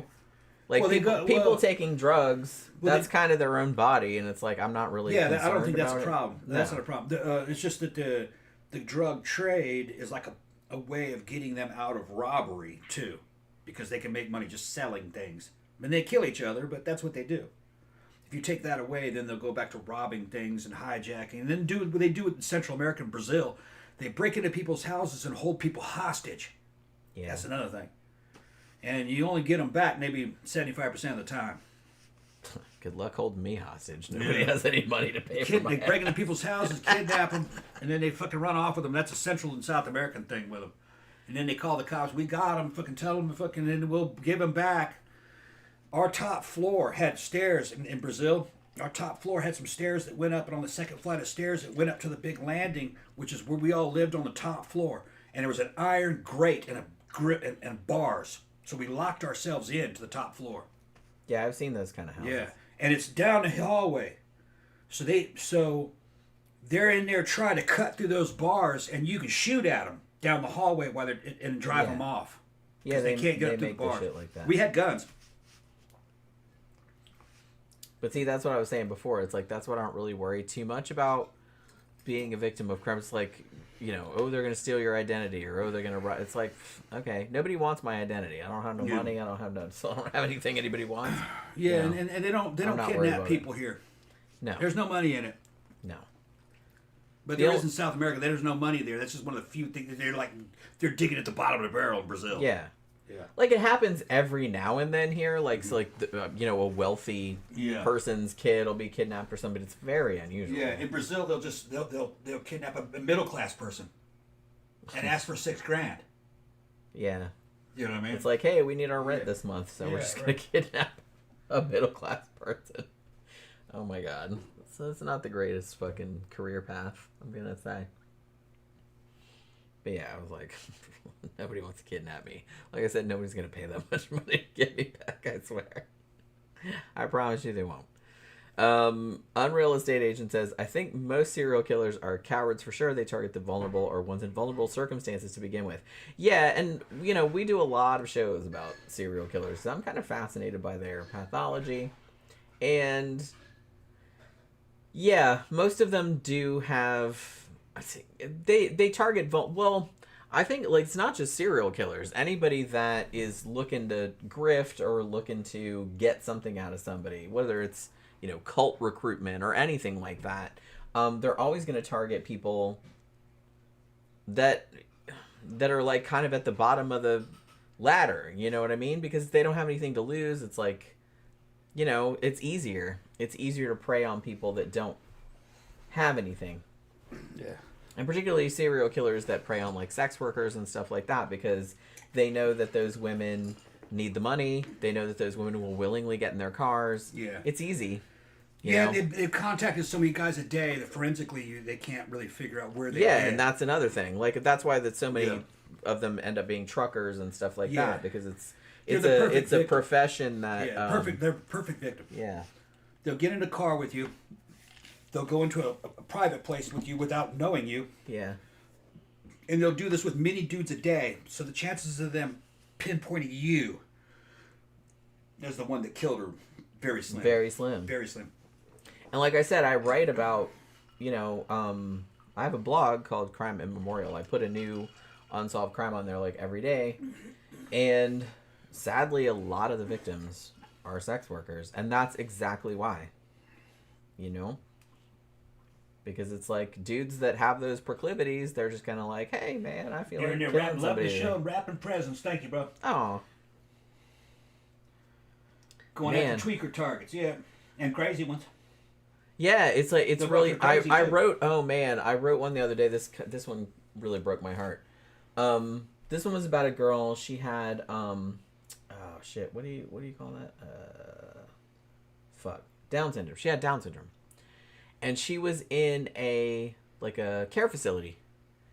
And she was kidnapped. Somebody took her from the care facility and murdered her. And raped and murdered her. They still don't know who it is. It's unsolved. On Real Estate Agent, stop with the all caps, dude. You're hurting my eyes. He's yelling. Hurt my eyes, bro. But yeah, it was just like... That was like really fucked up. They still don't know why. They still don't know who did it or anything. But somebody either went in there and got her or lured her out somehow. DVD Dragon says, you merely adopted the mullet. I was born into it, molded by it. That's fucking Bane, man. Yeah. He'd been looking at my fucking Instagram. The mullets. Yeah. I didn't have a mullet in high school. I had, my hair in high school was my natural color, which is red, if you didn't know. I actually have kind of coppery red hair.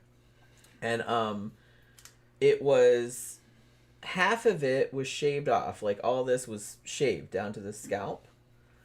And then this was kind of over like that. And it was kind of spiky in the front because I had spiky bangs. Yeah. But then it was, like, long on this side. All right, Zach. So it wasn't quite a mullet. It was shaved on the side and then kind of all foofed out on that Zach is dropping some fucking cool information here. He says they dropped the trailer for the upcoming James Bond video game last night, and one of the villains is being played by, I kid you not, Lenny Kravitz. Get out! Now, let me ask you this. Does the character look like Lenny Kravitz in the game? Did and will the game play on Xbox One? And does it look any good? That's the big question. Because I don't have the brand new Xbox. I got the Xbox One. And some of the Warhammer games, you can't really play them on Xbox One. You can play them like through some kind of cloud sharing shit with when you have an Xbox fucking subscription. You can do some of it. But I don't want to kill her fucking bandwidth. I don't know how much fucking data this shit sucks. Yeah, because I might be in here trying to work and be like, what the fuck are you doing in there? Right. Because I wanted to do some Warhammer. It might be all right. I'm not really sure. But I would like to play a James Bond video game if it's good. I used to love fucking 007 GoldenEye. I got that shit for Xbox. That's a pretty universally loved game, I that was the first that was like the first really good first-person shooter. I had it for the old fucking N64. And boy, it was hard because you only had like one joystick or something with the fucking way the controllers were set up. Yeah, I remember that. But I got it for Xbox now. They relaunched it. And I got it with two joysticks. It's much easier to play. Much easier. And I got good at it. I could, with one joystick, also press the aim button and fucking bring the fucking crosshairs up and shoot people in the face and shit. Yeah, you shoot them in the head because it mattered about where you shot them. Yeah. And because it would score all this shit individually. I need to get back on that because I didn't unlock everything. There's all kinds of ways to unlock secret guns. I don't think I ever saw you play that. You were in here when I was playing it. Probably. That's that one. I started getting sidetracked by fucking Warhammer Bolt Gun, which is kind of like a retro gaming experience, which I love that. Kind of like Doom. I used to love Doom back. And then I was doing the new fucking Soul Calibur 6, I think. I think it's called 6 or 7. I don't remember, but fucking Soul Calibur. I haven't gotten through all that already. And what else was that playing? Every time I see you playing, you're playing that Lady Wrestler one. That's been a while. Yeah, I need to go. I haven't finished that. What's that called? Rumble Roses. Rumble Roses Triple X, I think, or Rumble Roses Triple X, and I forgot about that one. It's a bunch of scantily clad female wrestlers. Yeah. Only gentlemen of great culture and education. Because when that game came up, I was like, oh, that's got you bigger. All over it. Yeah, you can make the titties bigger as they level up. Sounds like, oh yeah, make the ass this is the game. Bigger. This is the game for me. Yeah. Yeah. You can buy new outfits. That might have been made specifically for you, I feel. The thing is, it's pretty old school. You know, it's an older game, so it gets pretty predictable. And it's moves based, you know, with the joystick. And it gets kind of tiresome after a while. Dave has arrived. Says, "Hey, you two, just waking up from my after work slumber. I assume you're going to Mannequins this evening. No, as you normally as he does on Friday. I'm not talking to you. I'm talking to him. He says it was a damn sad day. Poor Angel. Yep. Yeah, that's what we were talking about that earlier. Like before. Yeah, we just found that out. Yeah, he died. I can't fucking believe that. Yeah. I still can't believe it. We just fucking saw him like a week ago. His heart gave out, man. Crazy. And he was not as big as you. You better cut off that shit, bro. We try to keep you around here, man. I'm telling you, everybody I know is fucking dying. I mean, that starts to happen once you get older. Yeah. I'm raging against the dying of the light. You know. Yeah. That's all Trying to keep you here, man. That was unexpected. He didn't look like he was in that bad of shape. I was fucking shocked when I saw that. When I first saw Dimitri's post, and then I saw Angel's post like after. A lot of bigger dudes are starting to fucking die. Well, what's his name died way back? What was his name? Oh, Victor says heart giving out is no bueno. Trust me, I'm a nurse. Yeah. Yeah, I mean, you kind of need that. You kind of need a heart. You kind of need that to keep going. Yeah. That's bad when that stops. I'll prescribe a fucking crash, fucking starvation diet, man. Get some of that stress off that heart. Come talk to me, fucking. We get you on test. Fucking blow all that shit out your system over the next fucking 18 months. Get some of that stress off you. I know you want to fucking sit up and go, I'll be alright, but what happens if you die? Fucking, what's your old leg gonna do? The people that depend on you and all your friends, what are they gonna do? Just giving you a warning. I went this way because I saw my fucking dad die, my stepdad die. And they died the same way, gasping for fucking air, couldn't breathe. Because heart's fucking, one of them was ALS, the other one, my dad, fucking, his heart was failed. All the damn bypasses and shit. And my dad was skinny. But diabetes just ravaged him.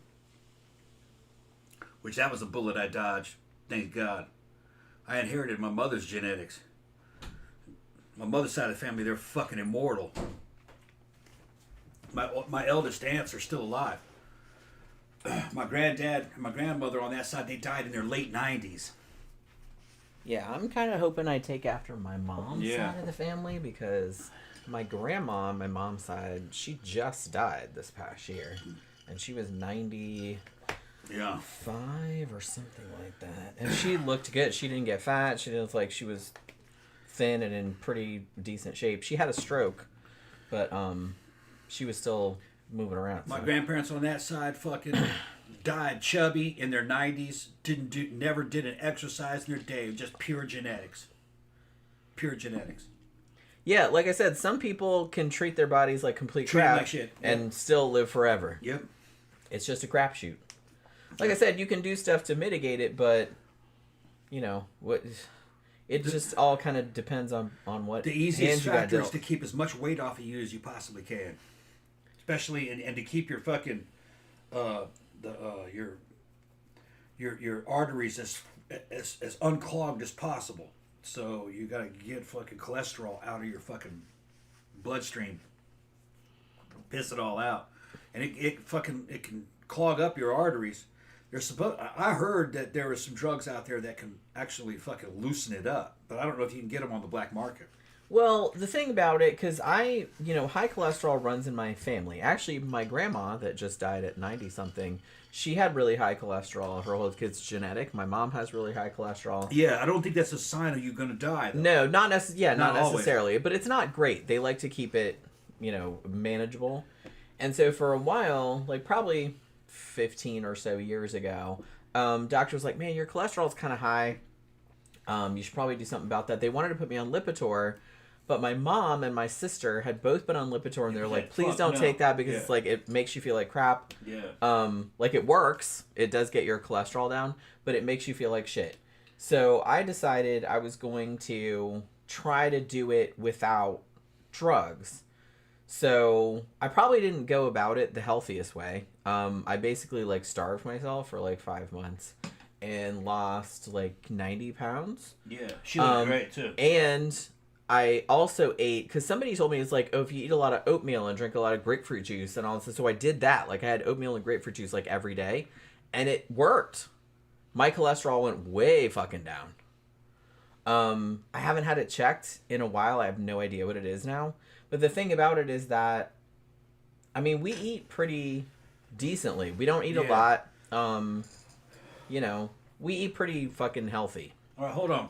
So, Vic went back on test. Going back on test, I'll slap a piss out of you. You should never come off test. You stay on it. Going back on, that's the problem. It means that you came off. Always stay on test. And I know Clomit's expensive, but for about the same price, if you've got If you go to steroidify.com and you fucking get an account there and you start working with those dudes, for the same price as Clomid, you can get HCG. That's much better than Clomid. Clomid is the caveman way. I've taken it. A better one is HCG because it has a more holistic effect on you. It'll counteract the birth control effects of test, and you'll go back to shooting live rounds. But it's a pituitary gland stimulant, so it does a lot of good shit, man. Fucking make sure you produce a lot of stomach acid. So if you have any what do you call it, like heartburn and all that stuff goes away. There's something about the way it makes your attitude and your joints and your energy levels are a lot better. Your fat mobilization seems to be a lot better. Take HCG, about the same price. It's an injectable, but it's only a small just drop every time. So sometimes you can get it to last about a month and a half, a little vial of it. Take that. And another one that I liked is a little pill called T3. But don't take that for very long. It's a pill that causes you to make a little more, or in some ways, I don't remember technically what it does, but it helps you produce insulin more, and it mobilizes fat. You trim quite a bit, lose a few pounds on it, but don't take it any longer than a couple months. I'll cycle between T3 and clenbuterol, which is basically asthma medicine, you know. Yeah. But no, you need to stay on test, bitch. At least 200 milligrams a week. Yeah, Dave says he's going to go to Mannequins. Says they cleaned and painted this week. Yeah, I saw Big Tom posted that video on social media that they had painted some in there. Like, it looks pretty good. Like, I saw the difference. It's like I need to get my head out of this death stuff. I'm turning 55 on Thursday. Who? Dave. Who? Dave. Dave, okay, yeah. What do you say? I'm turning 55 on Thursday. Yeah. 55, the magic Mike number. Yeah. Yeah. I mean, Tom's 56. Yeah. And I'm 53. But, like, I thought I was 57. 57, 56. Okay. You're 56. Yeah. It's a good thing I keep track. Yeah. You were born in 1969, right? Yeah. And it's 2025. Yeah, so you were 56 years old because your birthday's in July. Yeah. So yeah. But yeah, just try not to worry about it. Try not to worry about it. You know? Worrying about it only makes shit worse. No, you should do something about it. Well, yeah, I know that, but it's like just worrying about stuff is not productive. Gramther says, religious thinking is there is a book with all our birth dates and death dates, which was written thousands of years ago. Yeah, don't worry My about conclusion is predestined. Ants on an anthill, here today, gone tomorrow. Yeah. Yeah, I mean, that's the thing. You never know. Like I said, shit, man, I could be sitting here right now and a fucking meteor could crash through the fucking roof. It's and, a first person view. You know what I mean? I only care about my first person view and all the people that are around me. Anything happens to me, Jen's stuck out. It fucks over my family, all the fucking the house and shit. No, you want to be around for it. Everybody, because it's easy to die. I've kind of died before, but they brought me back. You're like, why'd you do that? Yeah. You're like, it's easy to die, but in a way, it's kind of like pussing out. Because you're everybody else gets stuck out. Now they got to continue on without you. And if there's any finances involved in it, they lose money. So no. Try to live as long as you can. Try to help out as long as you can. I was reading a Reddit thread. I don't even remember what the topic was. But somebody said something about like dudes doing stupid shit or stuff that would get them killed or something like that. And they said they didn't realize until they heard their wife say that it's like, look, I'm terrified that you will die before me, and and I'll be losing the house, and and like all this shit would happen. You know what I mean? Yeah. So and he didn't really realize. I think he had only thought up until that point that he's just like, oh, I just want to do this. He hadn't really thought of it from her perspective. Yeah. And she was, like, terrified when he was out doing this stuff. She's like, oh, my God, if he fucking dies and I'm a widow and it's like, what am I going to do? I'm not going to have the money. I have these kids. I have all this other kind of stuff. And the cats are like, what the fuck happened to that dude? Why are we moving? Yeah, like, so as you get older, ideally, and I know this doesn't happen for some people, but it's like, ideally, as you get older, you realize you're not the only fucking person in the world. People depend on you. And that people depend on you, and you have, like, a whole network that would be fucked over or would at least be sad if you died. So it's just kind of like you can't check out that easily, so you can't be as reckless. Yeah. So I don't even think, like, when you get older, because I know some people will be like, nobody does fun stuff when they get older. I don't think it's so much that you don't want to do fun stuff. It's just that you realize that it's not really worth it, because it's like, yeah, that if something bad happened to you, then like a lot of people would be fucked up. If you ever watch an old dude die, one of the things that becomes their top priority is fucking solving all their business and trying to wrap up, make sure everybody else is taken care of. Yeah. Because they want to know what's going to happen after they die. Yeah. So they can die with peace, going, it'll be all right. It'll be all right, like everything's taken care of. Right, yeah. Yeah, I mean, I get it. Yeah. Dave says, I hope you both know how much I love you both. Maybe Jen a little more. She's got boobs. It's just the man in you. It's just the man in you. Also, I fucking saw this bitch at the club. Lovable. I fucking get that big hug like that at the club like that. Fucking remember that? Yeah. Last time I saw him. Yeah. He's like, what the fuck is this? This is me, bitch. Well, you were at Abyss on Friday. We saw you. Yeah. I saw you by the bathroom. Remember? We talked to you by the bathroom. We're gonna see how Abyss goes. That place got sold. Yeah, I don't know. Yeah, I don't. Are we allowed to say that? Too late. We already did. The new owner liked it. But yeah, Dave, I don't know if you know. Did we tell you? Yeah. That place, Good Times Bar and Grill, it got sold. Got sold to an IT dude from India. And we don't know. And he has never run a business before. And he's never run, so we're kind of like... So we don't know. And he doesn't know what he's in for, running a club and a we could bar. move it somewhere else if we had to, but... We've already got offers. Yeah, so it's not a big deal. But, we could easily... We just found out, on Friday. Because Dimitri's like, they just sold this place to this guy. Yeah, and this guy... And this guy was like... He lied to what was going on, but he was trying to stop shit from happening. Like, no, man, sit down. Yeah, we're making you money. Sit the fuck down. We're doing this. Yeah, we're doing it. Handled. And honestly, we talked to the bartenders, and we were like, well, what is the Abyss night like compared to a regular night? Yeah. And they said, it's like way more hopping. This is our biggest night. It's like our biggest night. Like, they make the most money. So, I don't know if it's going to, but like I said, who knows? Here's the thing. The guy that bought it doesn't really know anything about running a bar or a restaurant or anything. Because I was like, oh my God, it's like kitchen nightmares. Like somebody buy, oh, how hard can it be? Yeah. You know what I mean? Jumped into the hardest business to fucking run. Yes. Please don't buy a restaurant if you don't know shit about it. It's a bar, restaurant, and fucking live music event and nightclub. That's the fucking hardest. And he's in a location that's good, but it's got a shitty name. It is a shitty name. And he doesn't know how to he doesn't know how to sell what he has. And I'm not sure you can sell what he has because clubs are kind of going out. Young people don't go to them. They might be a thing of the past. Gen Z, which is usually what packs clubs, doesn't come out. And if they do come out, they come out at some kind of fucking meat market. Yeah. Some kind of jock meat. They're kind of expensive and expensive and rough sometimes and depending on boring, bad music. Yeah, they're hookup joints, but we don't like them. The taste in music's bad. I never went to clubs and they don't have any club culture. Gen Z in general, fucking generic Gen Z has no club culture. They don't know how to act in a club. They don't know any rules of a club. They really fucking step on their dicks. Especially the dudes. The girls do too.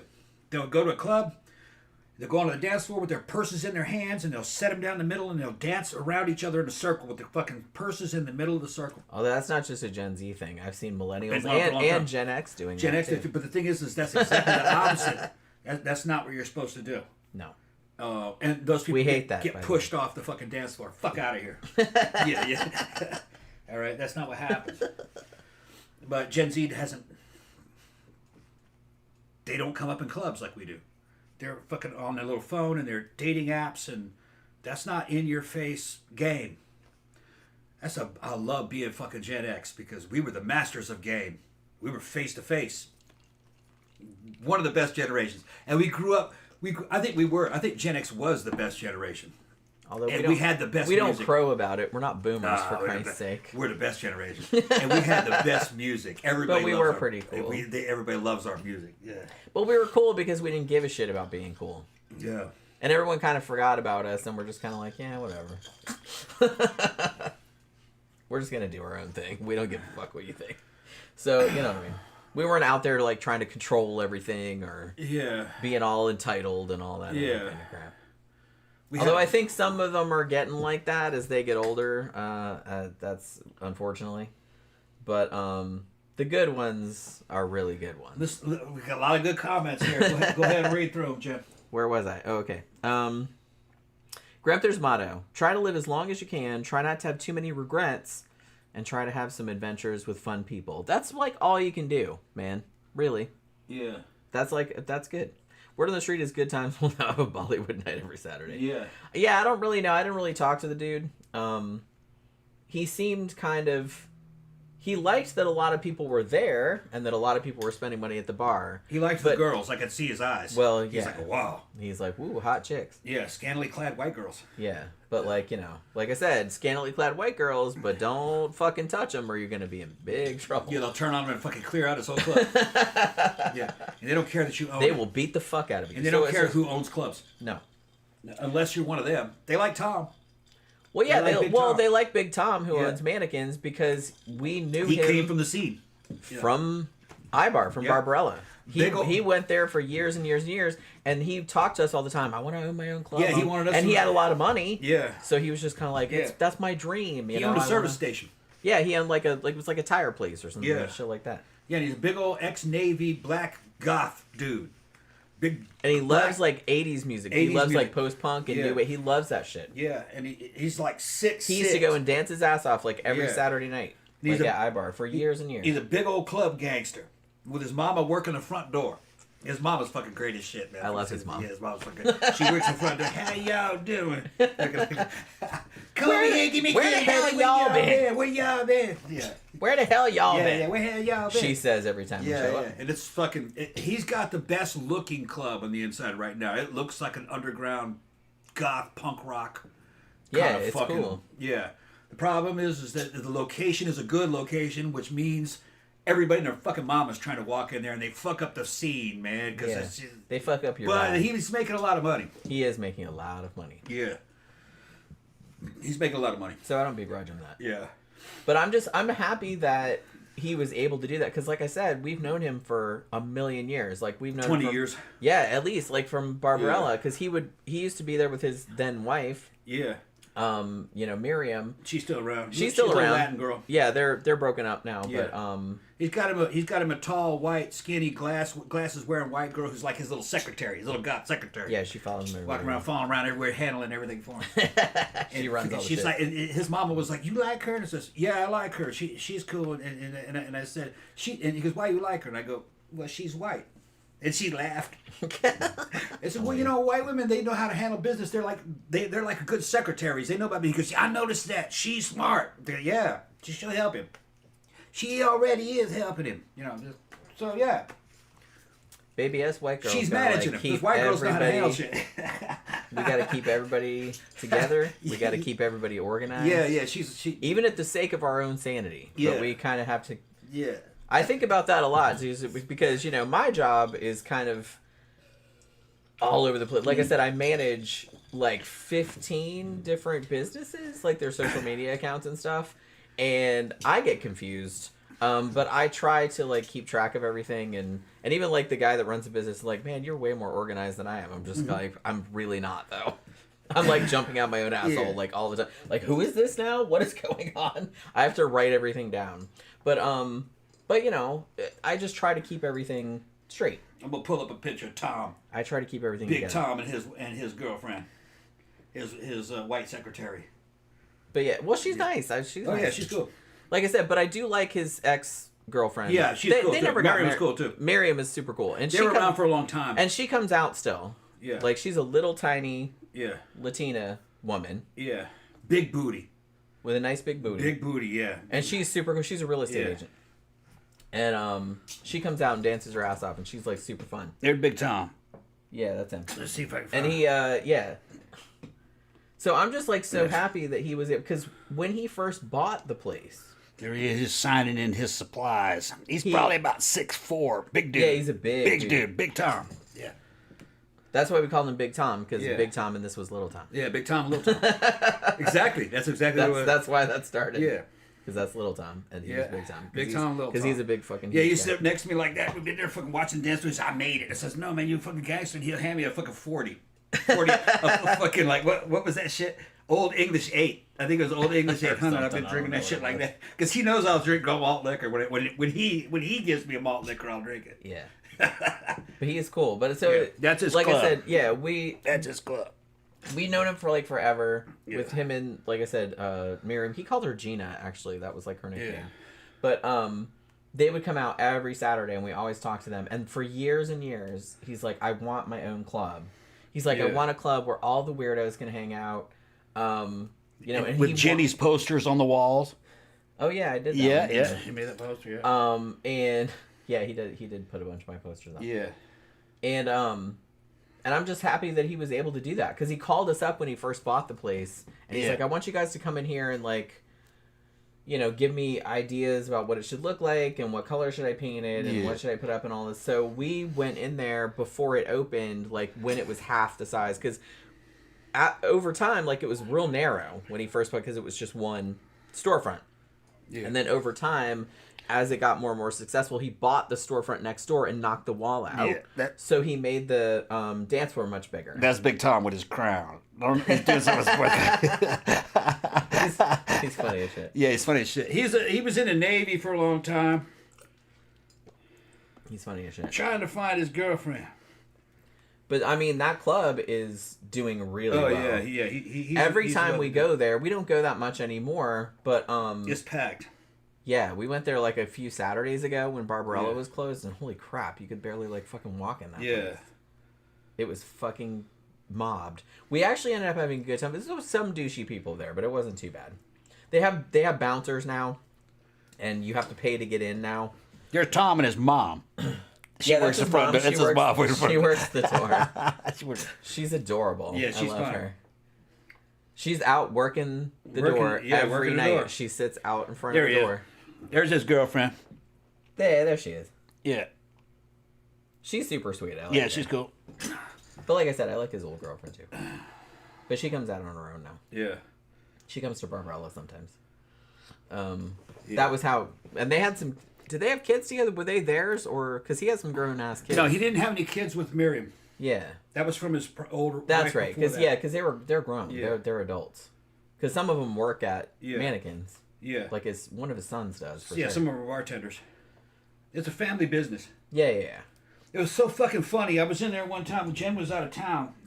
And I went in there for one of their events. And fucking... There were people in there. And it was all white people. And a black couple walking in. And they were like intimidated. They were like, can we come in here? And I was like, and I went, this is a black-owned business. And he goes, it is? I said, yeah, you don't know Big Tom? They're like, no. And I showed him and says, this is the owner right here. That's Big Tom. Did you come in here? What are you talking about? You're all right. And they were like, can we go out in the back and smoke weed? I went, yeah, go up in the back and yes, smoke weed. Yes, you may. Go ahead, go back and smoke weed.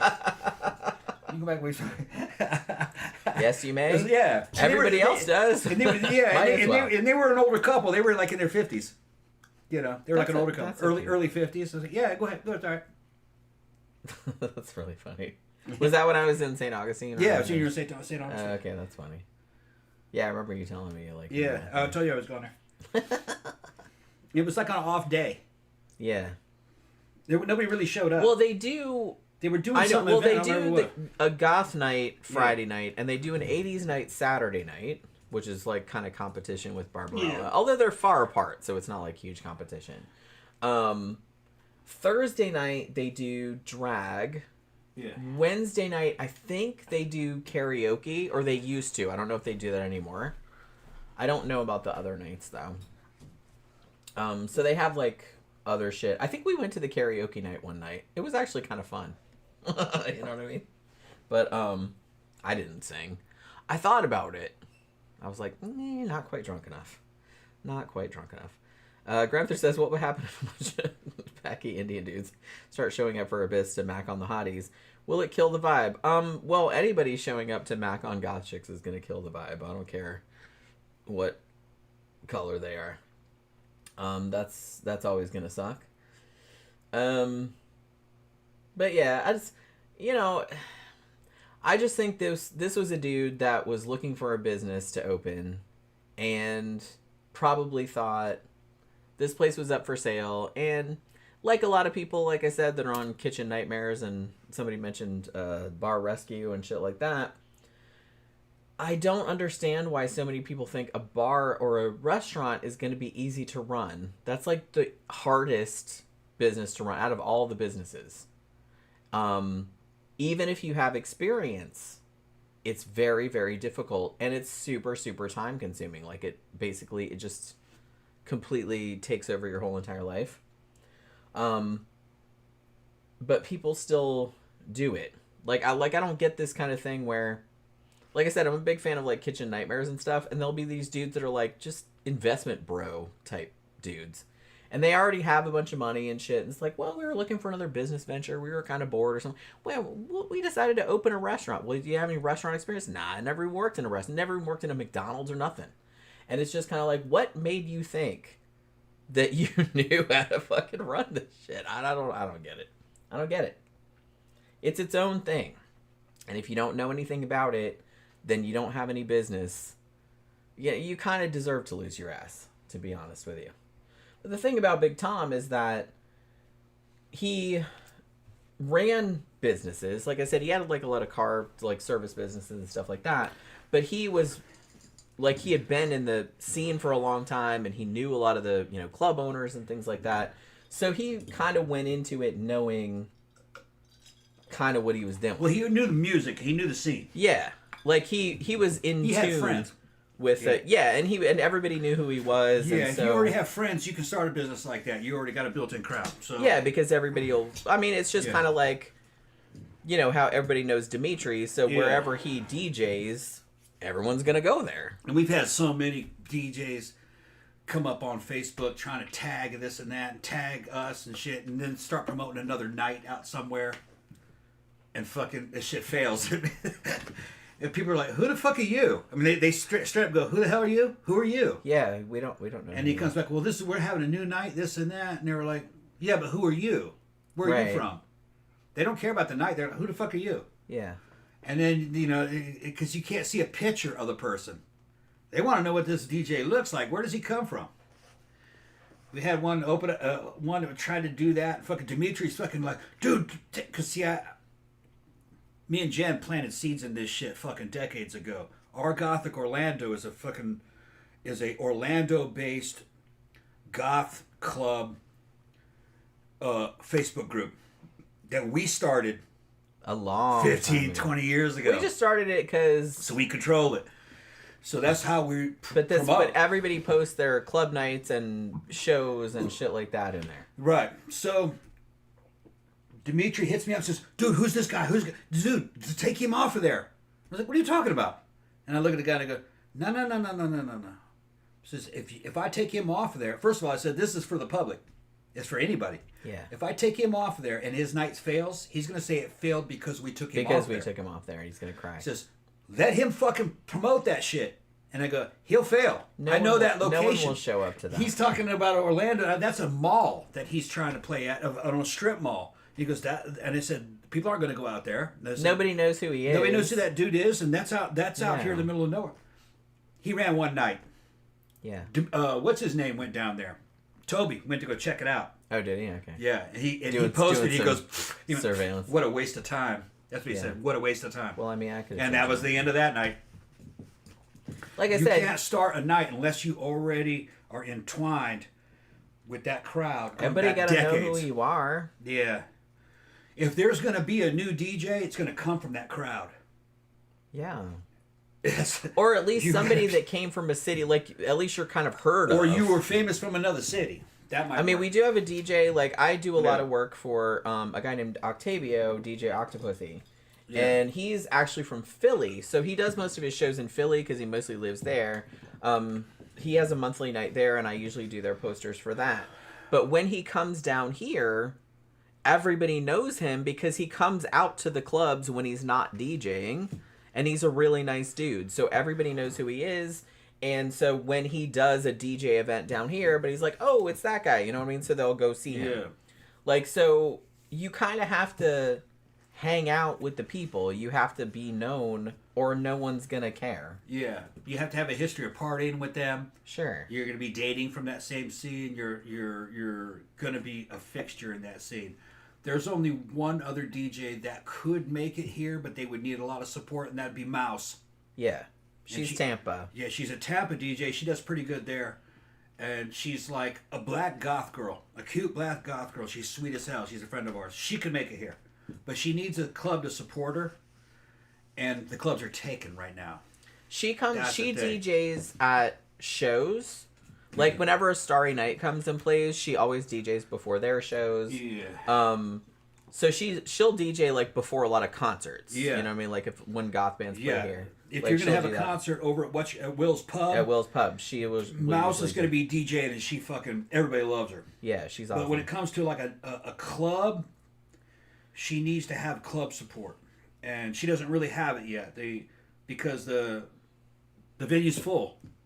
Yeah. There's the and scene the is thing only about so Tampa big. is that, you know, at the castle, you have Tom Gold, who has been there forever. Yeah. He was there fucking 25 years ago and he's still there. You know what I mean? Mm-hmm. Everybody knows him. It's just like, that's just how it rolls. That's Mouse. Yeah. And like, and she's a great DJ too. Oh yeah, she's great. Gonna say. That's why, I mean, she always DJs a Starry Night shows. Any kind of goth show at Will's Pub, she will come over from Tampa to DJ before that and like in between the bands and stuff. But yeah, she doesn't have a club night, unfortunately. But she'll do like special events and stuff. And doesn't she do does she do Communion sometimes, the radio show? Yeah, I think she does. That streaming radio show. I think she does that sometimes too. And if you haven't listened to that, like Communion After Dark is like a streaming show. They do that every week. There's Mouse. She's not dressed up. She's just working. Hey.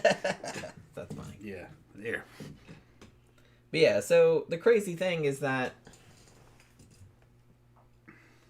Well, I mean, the thing about Dimitri is that he's a wonderful person, but like me, he's a worrier. He worries too much. He's an overthinker. Yeah. So like every time some little wrinkle happens, he's just like, oh shit, like it's the end of the world, and we have to like talk him off the ledge, kind of thing. Well, Tom usually does it, cause I settled his ass down. You know what I mean?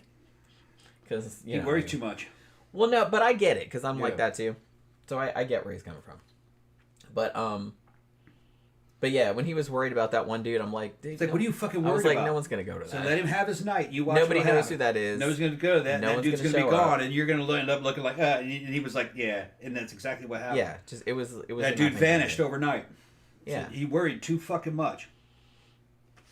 But he didn't have the club support. How is he gonna compete with Trap? That's what I mean. You can't compete with that. No, you can't compete with the Trap. You can't compete with mannequins. Yeah. You just can't. Yeah, mannequins and Trap got it wrapped up. You know? If you're going to try and start a new night somewhere... Yeah, it's got to be... You better be, like, fucking well-known. It better be, like, in a decent location. Yeah. And you better play some good shit. Yeah. Or no one is showing up. I can guarantee it. I guarantee it. It's hard. Yeah. Because, like I said, the nights here... are good, and they're usually like locked down. We already got Friday night. We already got a Saturday night. You know, we got Abyss like once a month or whatever, which is a Friday. But they also have Friday night, like Goth Night at Mannequins, which is Paul Vane, who has been around since the fucking 80s. Yeah. That bitch started at like Visage. Yeah. Which isn't even there anymore. Now, Grabster says, what would happen if a bunch of Pakistani Indian type dudes showed up for the Abyss and started to mac on all the hotties? Would it kill the vibe?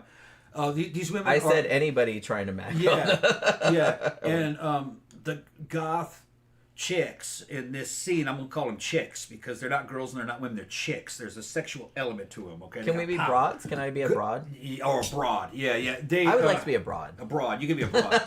If they're over 50, they're a broad. Okay. Okay. If they're under 50, they're a chick. Sweet. All right. No, goth chicks are experts at shutting motherfuckers down, and they know how to handle guys like that. And there's a bunch of fucking dudes in there that'll back them up like a heartbeat, and they know that normies fetishize them. And they know that they fetishize them through the porn industry. We're a porn category. It's a porn category. We get it. And they don't like it because those girls aren't doing porn. No. You have goth girls that do porn. You can't get them, though. No. They're fucking some goth dude or another person in porn. Okay? So just because she does porn doesn't mean you can get them. But the girls that we deal with, as far as we know, I can't think of any of them that actually do porn in the professional porn. No. There may be some of them that might have an OnlyFans or they might do some shit on that. But that's we've all done that. Yeah, we've all done that. We're not lying. Okay? We did StreamMate. We didn't do OnlyFans. Yeah. But so some of them might have done that, but that doesn't make them easier to get. That makes them harder to get. Those girls are fucking tough. All right, and when you're talking about foreigners from that region, those guys really don't have any game, and they have a lot of fucking built up ideas about the way Western women are, and they're really not ready to jump in that game. They're gonna get shot down. They think they can buy those women. You can't. Or punched out. Yeah. Another thing is that they tend to think that Western women are materialistic in terms of that you can buy them. You can't. And you can't buy a goth girl. They're pretty. It's pretty much an honor culture. If they don't like you, they're not gonna fucking do anything with you. They don't care how much money. They don't care how much money. You show up if you were to show up in a Lambo, let's say you're a foreign dude from a Middle Eastern country, you show up in a Lambo and they just get a bad vibe from you, they'll laugh at you. There's no laugh. Oh, you're gonna try to get some pussy because you got a Lambo? You probably rented that shit. Get the fuck out of there. They don't care. But a fucking skinny hot goth dude pulls up in an old Mustang. Fucking they're all over that. Yeah. Who's this? Yeah. Whoa, yes, indeed. Yeah. Yeah. It's a whole thing. It's a different culture. And, well, like I said, it might work on some chicks, but like I said, goth chicks are very just in general. I'm not speaking for everybody, obviously, but they're generally not materialistic. They like dudes that are into the same shit that they're into. Yeah. They don't really care about money or kind of materialistic normie things, so it's just kind of like doing that kind of shit will piss them off even more. Yeah. Now, there are fake goth girls. Oh, yeah. Okay, so there are some girls in there that don't know the music. They're new to the scene. They're just trying to get that look. Some of those girls may have weird backgrounds. They're not real goth. TikTok. So that exists too. Yeah. Then there are some girls that are in porn, started in porn, adopted the goth look, but they don't really have the goth culture. They just did that because that's a category in the porn industry. Right. So, but if you ask her, she says, "What's your favorite band?" and she's gonna tell you some fucking rap band or something. You're like, what the fuck are you talking about? Get out of my face. Like, have you ever heard Sisters of Mercy? Like, what's that? Have you ever heard of fucking London After Midnight? What? You never heard of never heard of And One? Fucking they don't know that shit. So another goth can filter through them very quickly. But there's a lot of weird categories. Sometimes you'll find a person who's in the club who kind of has a goth appearance to them and they fit in. You talk to them, they don't really know much about it, but they're sweet as hell. Everybody likes them. And honestly, that's fine. There's a lot of that, as long too. as you're not a douche. I'm not going to be a snob if you're not like all up on everything, especially if you're younger. I get that there's a lot to catch. Yeah, like Samaria. Yeah. I don't think Samaria knows a whole lot about it. It doesn't matter though. She's just cute and sweet. Yeah. She looks gothy. Mm-hmm. And acts goth, but I don't really think she knows much about goth music. Probably not. I think she just knows the culture and the club culture. And her boyfriend's definitely goth. Oh, yeah, big time. But I don't think she knows a whole lot about it. Yeah. She doesn't really have to because she kind of has a weird personality. Kind of a distant, kind of a detached kind of a personality to it that kind of makes her goth by accident. By accident. Yeah, She has a touch of the tism. Yeah. That's what we're saying. Yeah, Jen loves her. She's cute. She's darling. I said, yeah. She wants to come and work for us. She goes, I'm only looking for $200 a month. I'll clean your house. She's bought Yeah, her last new car, Friday so she was she's trying to make extra money. Extra money coming into the house because a maid. Yeah, she So wants to like. and I was like, we don't clean our really house. need that. Though Jen might need clerical work, but I don't even know if you need that. Probably not. Yeah. I mean, it might be nice to have somebody like clean the bathroom and stuff. Something like that, or just fucking pay her to come hang out. Here's your $200. Go back home. Whatever. She's cute. She's just a cute girl. Yeah. She looks like a little Bjork, little Latina Bjork. Yeah, she's a tiny little person. Yeah. Like I said, I'm only 5'3", and she's like, when I talk to her, she's like, wait a minute. Yeah, she's like 4'11". She's like a little bitty, tiny girl. Her name is Saint Mary.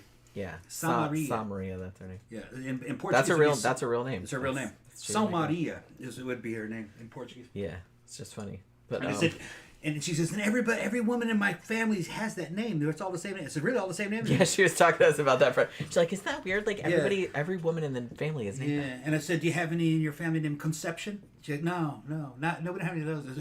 In Brazil, there's a lot of Conceição, which means conception. Yeah. Conception, yeah. Holy Conception. Yeah, Catholic as fuck. Yeah, and that's a very guy, Catholic country. One of the other DJs' girlfriend was over. She's Latina, and I said, "This is Sa Maria, this is our little Latina daughter." She goes, "You're Latina?" And then they wanted all the Latina things. Well, She goes, yeah. Fucking funny. It is very funny. Yeah. But yeah, I don't know. Like I said, I guess like people that don't know anything about it. Yeah. But there's all kind of like rules and not decorum and fucking traditions. Yeah, and like I said, do. no one's gonna like arrest you or nothing like that. But it's just kind of like if you show up and like do some fucked up shit, people are for sure just gonna be like, no one's gonna hang out. Yeah, you're blocked. Yeah, they don't see you anymore. Like I said, probably no one will be cunty to your face, but everyone will be like, nope. They'll just behind your back. They'll just pretend you don't exist, and they'll talk about you behind your back. Actually, that's kind of going too far. The default thing is that they didn't see you. That's what I mean. They'll just pretend that you like, don't exist. Is usually what happens. Because there's a lot of that. Because you're not worth the we don't. Yeah, because we out. go to the clubs. There's a lot, especially if it's an '80s night, which is a big mixed crowd. We'll get along with people that aren't fucking goth at all because they're awesome. But there are some people that just come in that they're not cool, but we don't notice them. Right. Because we're unless they're trained. Really obnoxious. Unless they're out of their, but then when they go out of their way to get your attention and you don't like them, you're like, ugh. And then people will talk about them. But most people who are kind of like that we don't really approve of, or they're just not very interesting, or they just kind of suck, they're kind of like automatically filtered out. We don't even see you. Because like I said, there's a lot of those. Because we're used to it. And honestly, if you ask me like an hour later, like what that person looked like, won't I remember. would not be able to tell you. I'm like, all Yeah. those white people look the same to me. Yeah. All the normies look the same to me. They do. They're kind of the same, man. I'm not being racist. I'm just being. That's true. Well, they're not all white either. A lot of them are Latin. Well, no, I know. Yeah. That's why I was making a joke because what I was saying, just like. Because we're in an area where it's about 50-50. Yeah. And a lot of the goths we're talking about are Latin. Yeah. But which you don't really Because notice. it's Florida. Yeah, it's Florida. Florida was always that. It was from it was part of the Spanish Empire, and then it got purchased by the Americans in very early 1800s. And the northern part, the Panhandle, is all Anglo. The southern part is all Hispanic. Spaniards, Cubans, other people that have moved in there recently. There was Indians here. And the area we're in is in the central part. It's like the DMZ. It's where they're all mixing. They all intermarried going back hundreds of years. Mm-hmm. This is so you can't come in here from up north and go, oh well, these people they're all immigrants. No, they've been here for fucking hundreds of years. Longer than the white. Longer, folks yeah. have. They've been here since 500 years. Because this was part of the Spanish Empire. And even during when the Spanish Empire controlled it, you still had some British here. You had white people here. They were going way back because they were helping them. There was mercenaries and contractors. There was a bunch of shipping going on. This has a very complicated history here. But eventually Spain sold it. So, we inherited them all. And this is their homeland. And they've been multiplying and bringing in relatives and shit. And it's all happy family because they're all Western. And they're, they listen to the same music. It's the same culture. They're not foreign. They're European basically, because Spain was in Europe, which is something that some people have a hard time processing. But yes, Spain, right there near France and Germany and England. It's right there. Where all the white people. Yeah, they were white people. They just were interbreeding with Muslims earlier on, before the fucking Reconquest or whatever they called it, fucking before the fucking Charles Martel and the fucking Crusades. And they had Berbers involved, and then they also were intermarrying with Indian women, you know. So they had, some of them kind of have a different complexion, but you know, they're good-looking people, and they're very Western, and they're like any other American, and they belong here. They didn't jump some border or anything. Well, like I said, they were here before there wasn't America. Yeah, Victor said Chicanos in Texas always say we didn't cross the border; the border crossed us. Border crossed us. Yeah, exactly. Yeah, yeah. This is some kind of a thing that up north, I think, kind of thinks that there's some kind of a southern invasion. They were already here. Well, yeah. You have some of them coming across the border, but it's not the same ones that we're talking about. You know, I lived in fucking Central and South America too, growing up in there.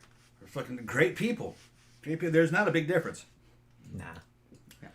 Well, that's one of the things that I think initially, like, kind of attracted me to the goth scene in the first place, other than just me being into creepy shit since I can remember, was that it's very, whatever your race is, whatever your job is, it's very, very low down on the interest. Yeah, that's not what you don't care. Nobody really cares. Care about if you're a goth or not. About, like, yeah, we care if you're into the same shit. Yeah. Like, you know, some cool ass music. Can I talk to you about horror movies? Yeah. Other than that, it's like, I don't really give a fuck about anything else. And every culture in this continent has a slightly different take on it. People don't realize that the fucking goth scene is fucking huge in Mexico. Oh yeah, it's fucking huge. They got all kind of cool ass clubs. Yeah, and all kind of cool shit. And it's huge all throughout Chile, Brazil. Oh yeah, you know, it's just everywhere. And they have Central and South American versions of it. Like in Mexico City, you're gonna see a mixture of like Spanish 1800s with the veils and the hats, mixed in with fucking Mesoamerican Aztec stuff. They have everything. Dia de los Muertos motifs going in, like, you know, Day of the Dead is going in, and they're listening to the same music. Yeah, it's not a different music. They're listening to the same. They know all. They like Sisters of Mercy, The Cure. But they got their own, like. But they have their own. There's bands. a lot of like Brazilian goth bands. Brazilian goth like bands. That. Yeah, there's like. But it's that same sound. And they know all the other bands. They know the German bands. They know the English bands. They know all of that. So there's huge interplay. And it can kind of even go into Japan. Japan has it too. Mm-hmm. And Russia has it. And it's just that subculture is kind of... And that type of subculture goes all the way back to the 1800s, possibly 1700s. I'm sure there was something like that happening in the 1700s. But in the 1800s, there was goth. It was called H.P. Lovecraft and fucking... Well, I mean, that was early 19th century. Early 19th century. More Edgar Allan Poe. Yeah, Edgar Allan Poe. Was kind of late 19th century. And the early fucking gothic horror writers, and there were people that were into that and were kind of into the more a lot of elements of the 1800s were very somber, and they would in sadden colors by adding black to them to make them more low key, and it was kind of a death culture. Yeah, people like super into. A lot of people were dying, which, like I said, from plagues and shit. Just look at their funerary stuff, skulls on stuff. They were. Yeah, goths to this day. They were kind of goth. We love that shit. We love that shit. Yeah. Victor says, Tom, my next big trip is to South America in March. Okay. Not Brazil, going to Chile, Chile's Argentina, awesome. and Uruguay. I love Santiago. You'll like Chile. It's very high altitude, very dry, never rains there. Good food, very good looking people. You're going to be very impressed with Chile. Chile is awesome. Where else are you going? Argentina and Uruguay. Yeah. Uruguay, yeah. I went to Uruguay and Paraguay. Uruguay, I went to Montevideo, and I forgot where Montevideo was. And I went to Buenos Aires. Montevideo, I think, was Uruguay, right? If I remember correctly, yeah. But I could be wrong. Those Uruguay and Paraguay are kind of similar. And and that's similar kind of to Argentina. When you get there, when you go that far south, even the south of Brazil, it's not like Central America at all. It's more like Europe. That's the only way I can describe it. It has a very European look and feel to it. They do have like what you would call South American Indian type people, and they're kind of mixed in with them. But they're kind of a weird, kind of like almost like a Japanese look to them. They're very good looking people. Those countries are clean, great food, very friendly people. Even in the places where there's high crime, compared to American crime rates, it's actually pretty low. So they're safe. You're going to stick out if you're a foreigner, which could target you by some pickpockets possibly. But just be careful where you're going. Always hang out with local people and make local friends. If you don't know where you're going and you don't know who to talk to, when you get to your hotel, whatever hotel you're staying in, out in front is usually going to be a line of taxi drivers.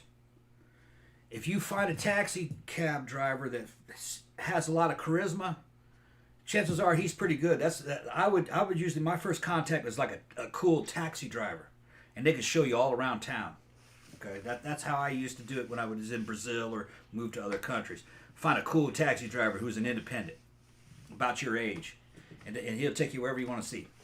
And fucking, depending on fucking how formal or informal your relationship is, sometimes you can bring the cab driver into the restaurant with you. You feed him too.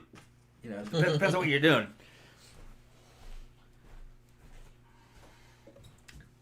Might need another drink in a minute. Yeah, we've been talking about maybe going to South America at some point, but I've never been. Like I said, I've been to England and Wales, but that's about it as far as other countries go. I've been around the United States, not around, but been up in the Northeast. I've been out west some. Never been to California, but I've been to New Mexico. I've been to Colorado. New York, Philly, DC, Baltimore. Been all up there. But, like I said, been to England, been to Wales, but that's about it. Will the cab driver let me fuck? Well, I guess it depends on the cab driver, doesn't it? Depends on how much you want to pay. Some of them might do that as a side hustle. You never know. Things are tough all over. All you gotta do is ask. You just gotta ask nicely. Oh my god. I saw this a long time ago, but Count Orlok, when I was talking about like kitchen nightmares and stuff. And Count Orlok said, I have a former neighbor who bought a roadhouse type bar and grill in Florida without telling his wife.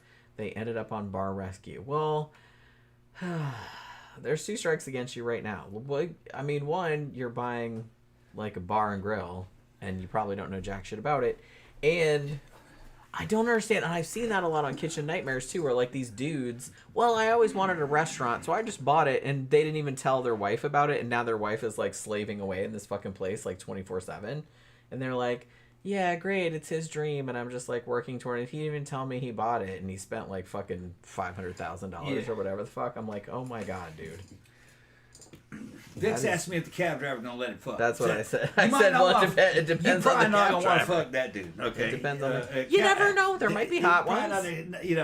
But a lot of times, what I would do is I would recruit a cab driver because I was younger back then. There's one I used to recruit all the time. His name was Genivaldo, and he used to work in the cab. He used to work at the cab stand right outside my back. Conjunto apartment complex. And if I see him out there, I says, you ready to party tonight? He goes, yeah, okay.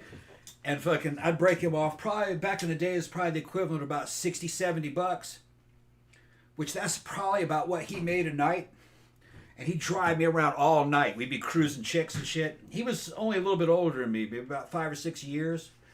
But his Portuguese was a lot better, and he would throw me on these. He would throw chicks at me and shit like that. And we go partying. I'd pay for his drinks and shit.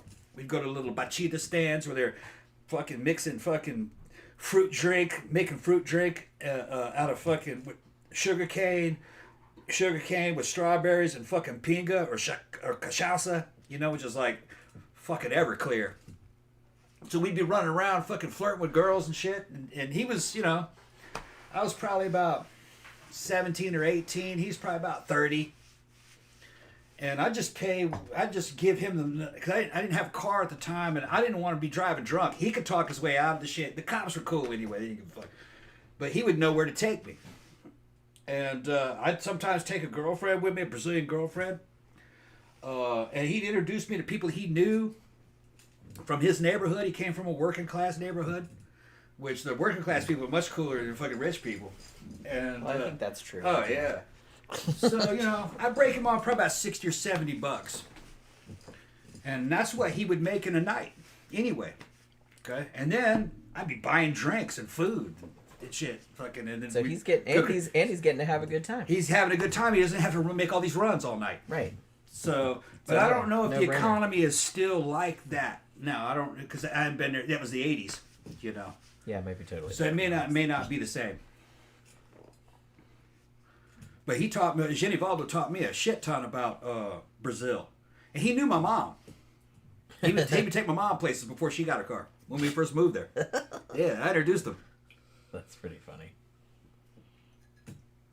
Back in Tom's party days. Oh, back in my party days, yeah. Playing Duran, we blasting Duran out the fucking cab. He got the taxis. Yeah, when he had a great ass stereo. He turned the cab light on, and if you had the cab light on, you could speed, you could weave in and out of traffic. The cops didn't give a shit because it was a cab. You know what I mean? They just didn't. They got places to go. It's like camouflage. Yeah. They're like, yeah, because all the cab drivers fucking drive crazy. Yeah, it was cool. It was cool times. Cool times. Do you miss party days? We still party days nowadays. We still party. Yeah, it was just different. It was a different way back then. Yeah, I mean, like I said, we still party. It was a Brazilian version of it.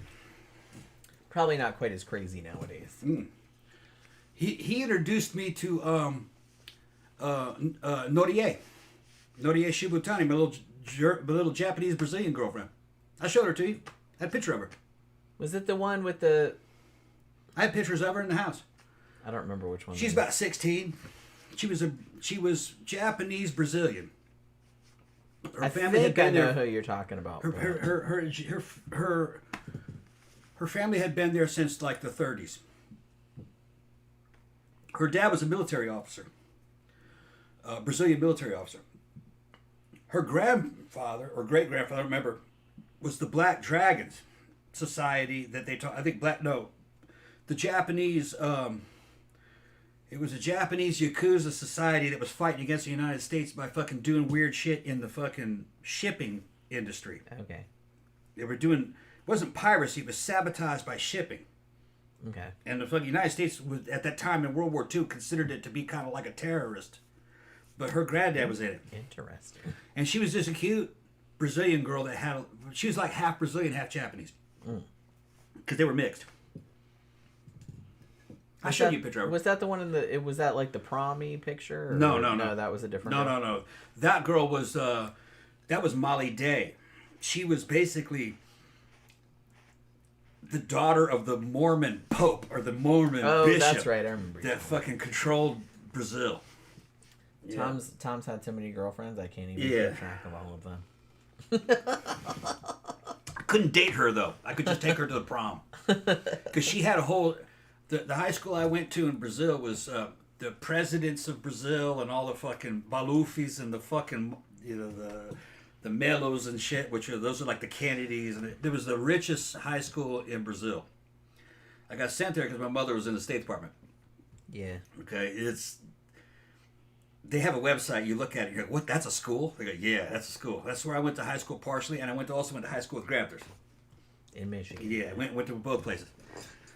Well, anybody who was foreign or anybody who was very wealthy in politics went to that. They sent their kids to that high school. It had huge walls around it. Guys with fucking submachine guns fucking guarded it and shit because it was like a terrorist target. Terrorist target shit. Yeah. Look at all the people we could kidnap. All right. For ransom. Yeah, and it was an international baccalaureate school, and it was fucking decked out. All right.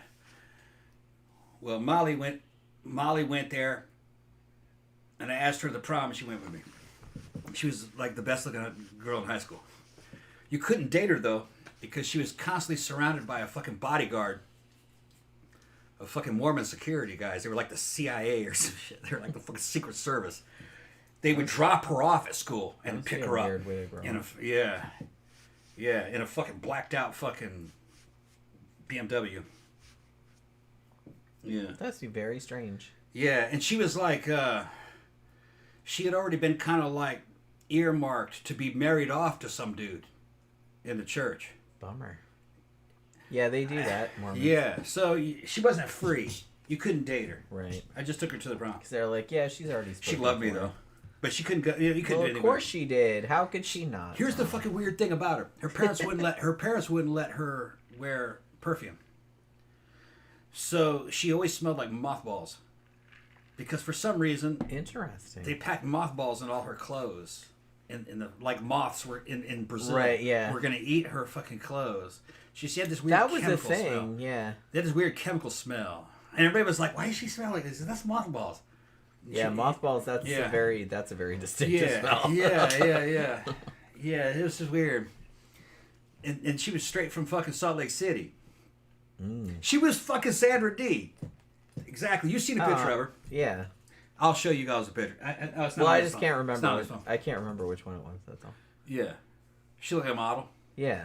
Because I don't know if you guys know, but in the original Grease. Yeah. Not the movie, the musical, the stage musical. Sandy was a Mormon. She was a Mormon. She wasn't from Australia. She was from Mormon. They only made her from Australia because obviously Olivia Newton-John's from Australia, so they didn't want to. They didn't want to make her do like an American accent or whatever. But in the original play, she was a Mormon. That's why she was so goody two shoes. Yeah. But there's all kinds of weird characters. I went to school with the Altgelts. The Altgelts were Germans. John and his sister had American citizenship, but their parents weren't really American. They were German in some way, or Brazilian. I think they were Brazilian in some way, but they were Nazis. Their grandparents were not Nazis. They had to run from Germany after World War II. Like actual Nazis. Real Nazis, yeah, like real high-ranking Nazis, and they were still kind of like that. That's not good. He was constantly high. John was fucking constantly high. What the fuck? And fucking, yeah. Okay. Yeah. Oh, you would think that when I'm saying like these guys were real Nazis, you would think they'd be like serious. No, they were fucking clowns. Fucking clowns. That tracks. And fucking high all the time. That doesn't surprise getting drunk, me. chasing escorts. He's like fucking 16, 17. He's fucking right. hooking up. Fuck it. I'm gonna get all three of these girls and run off with all three of them and shit. He was just hilarious. He was fucking ugly. He was funny though. He was funny as fuck. And he's like, dude, we gotta get. One day we were walking around downtown and a dude named Chris Groeschel, an American guy, he was with us. And what was the other dude's name? I forgot his name. Another American guy. And we're kind of like incognito. We look like Brazilians. We dressed up like Brazilians. We're not wearing. We're in Brazilian costumes. Yeah, we're like in Brazilian costumes. We all spoke Portuguese, and fucking John Altgeld is his name. He's like, dude, I'm out of weed. I gotta get some weed. Come on, let's go get some weed. And we get on the bus. We're getting on the bus. Fucking, and then we get on a cab, and we end up in a fucking favela. Yeah. The favelas are fucking. It's a shanty town of junk and shit. Yeah, y'all know what a favela is. And he goes, come on, dude, we're going to the favela. Yeah, shut the fuck up. Come on. I gotta buy some drugs. Yeah, gotta buy some weed. And he goes up to this pile of garbage, man. Fucking, and there's a door in the front of it. He knocks on a door, and a white dude comes out. He goes, oh, come on in. He sees us, but he says it in German. And I go in there, man, and there's a fucking Nazi shrine. Fucking yeah, black and white pictures of At this people point, I'd be like backing with fucking swastikas and shit like I'm that. good. I'll like, just wait outside. like that. And he goes, hold on, like that. And they do a little exchange, and he gives him a whole coffee can full of weed. And he walks out with that coffee can like it's nothing, because they were that. And I was like, who the fuck was that? And he goes, don't worry about it. Yeah, weird shit. Tom does some shady fucking. Yeah, that was back in the day. And then we walked out of the favela. Lily white motherfuckers. Well, yeah, you're gonna stick out. All right, sure. With that damn coffee can, and people were parting like the fucking Red Sea. They knew exactly. What? Yeah.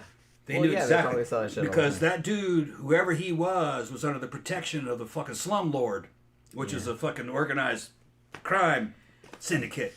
So they were just like, whoa. Yeah, let's not get involved with whatever. So there was, we're like, isn't it dangerous? Nah. And then once we saw what was going, dude, it's dangerous going to. Nah, don't worry about it. And then once we were in there, we're like, yeah, no, it's not dangerous. Not for us.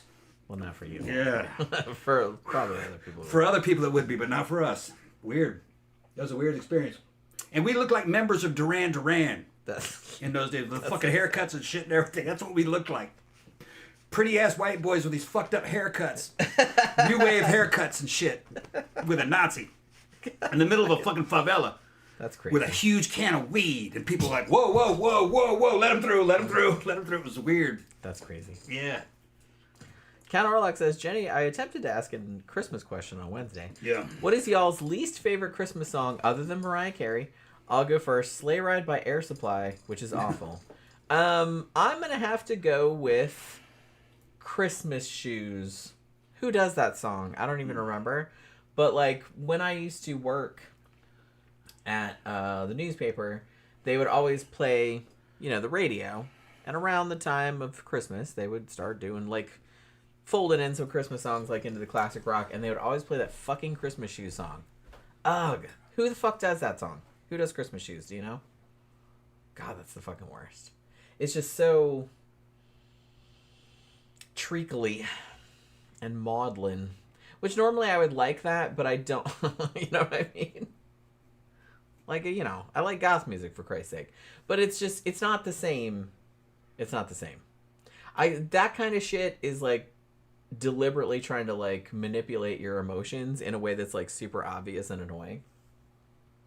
And, yeah, I don't know, what was that song even about? It was just kind of like, did somebody die? And, like, somebody died. Was somebody's mom died? Right? Was it their mom or was it the kid that died? I don't even remember now. But it's just kind of like, yeah, I think that's the worst. I don't feel one way or the other about Mariah Carey because I don't honestly, have I ever even heard a Mariah Carey Christmas song?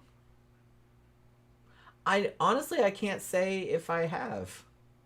I'm pretty good at avoiding that kind of stuff, to be honest with you. Like, I've heard a lot of Christmas music in my time.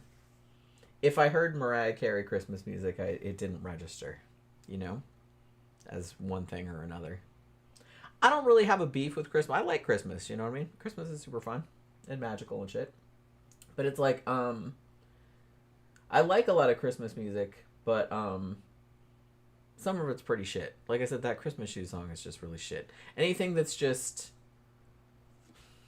like I said, deliberately trying to be as stupidly tragic as possible, like it's trying to manipulate your emotions. Like, I don't really like that. But most of the other shit, like, I know a lot of people will say it's something like, what's that Paul McCartney song, like Wonderful Christmas Time? It's bad, but it's not that terrible. It's like, it doesn't bother me that much. But that Christmas Shoes song, like, actively pisses me off.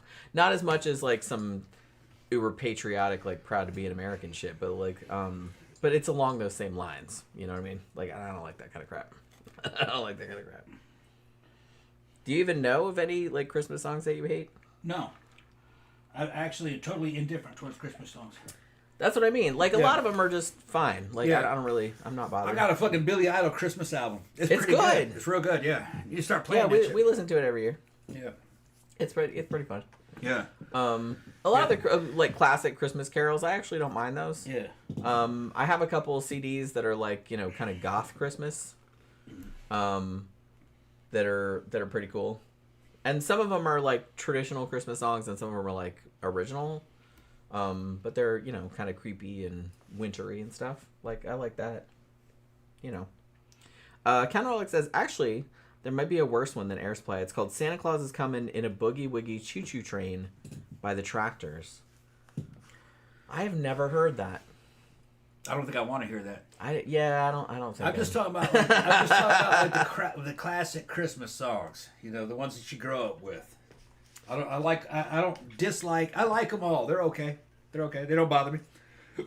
Yeah, I'm not really bothered. Like I said, the only one I hate is that Christmas Shoe song, and that's not like a classic Christmas song. That's like, I mean, it's not new, because I heard it like probably 10, 15 years ago, but I don't remember who did it, and it's like an original song, and it's really fucking annoying.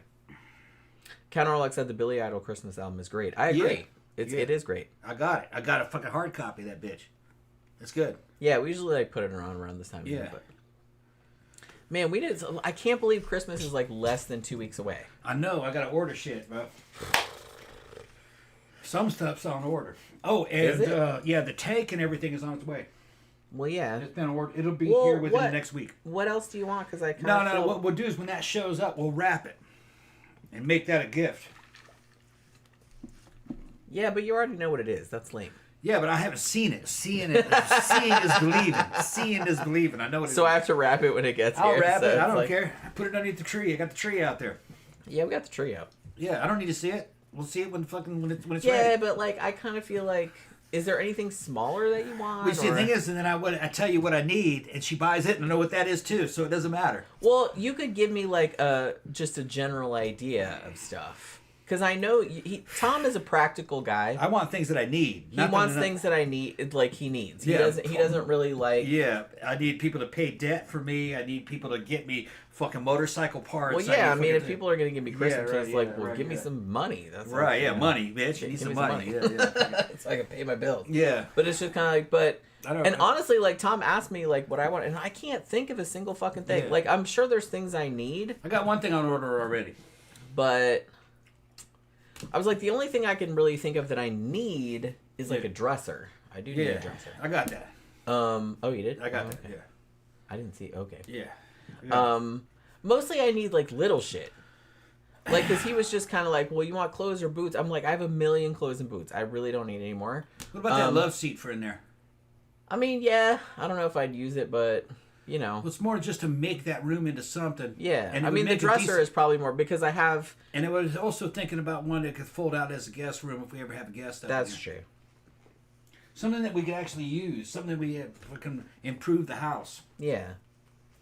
I mean, other than that, like, I mostly just need, like, little shit. Like, I was thinking about, like, I could use, like, some more accessories, like, kind of jewelry type stuff, because all my bracelets are broken. Yeah. Like, I could use some more bracelets, like, necklaces, that kind of shit. All right. I was thinking about, like, trying out some different kinds of, like, makeup.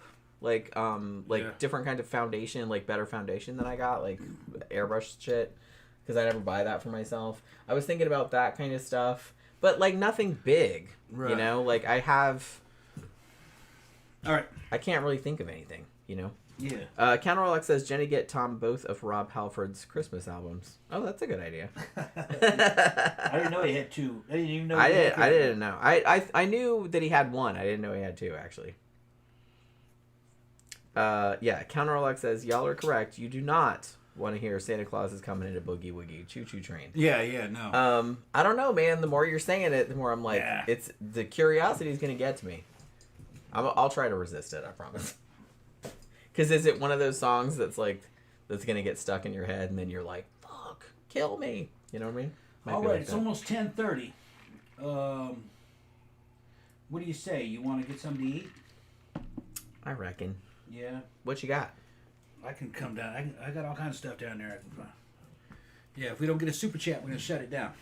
If you guys want to talk about something, a couple of days ago, he made paprikash. Yeah, I got a lot of that down there. Which we had. We had some of that today, though, didn't we? Yeah, we had some for lunch a little bit. That shit's delicious.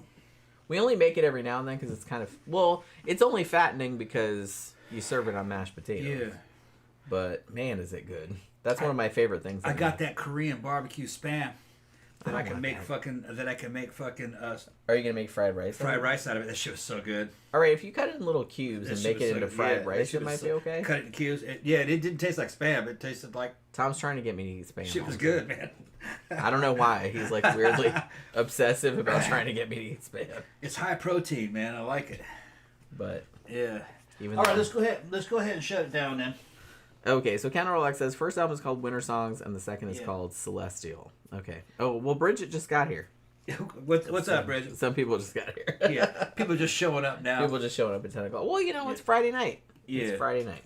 All right, we'll give you a few minutes. We'll see what's going on. Counter. Oh, see. Okay. There you go. Now you got to stay. All right, we'll stay. All right. Got some super chats. So we'll Thank stay you very much, Counter. Thank you very much, Counter. Thank you very much. I kind of wanted to stay anyway. I'm hungry, but I'm not that hungry. You know.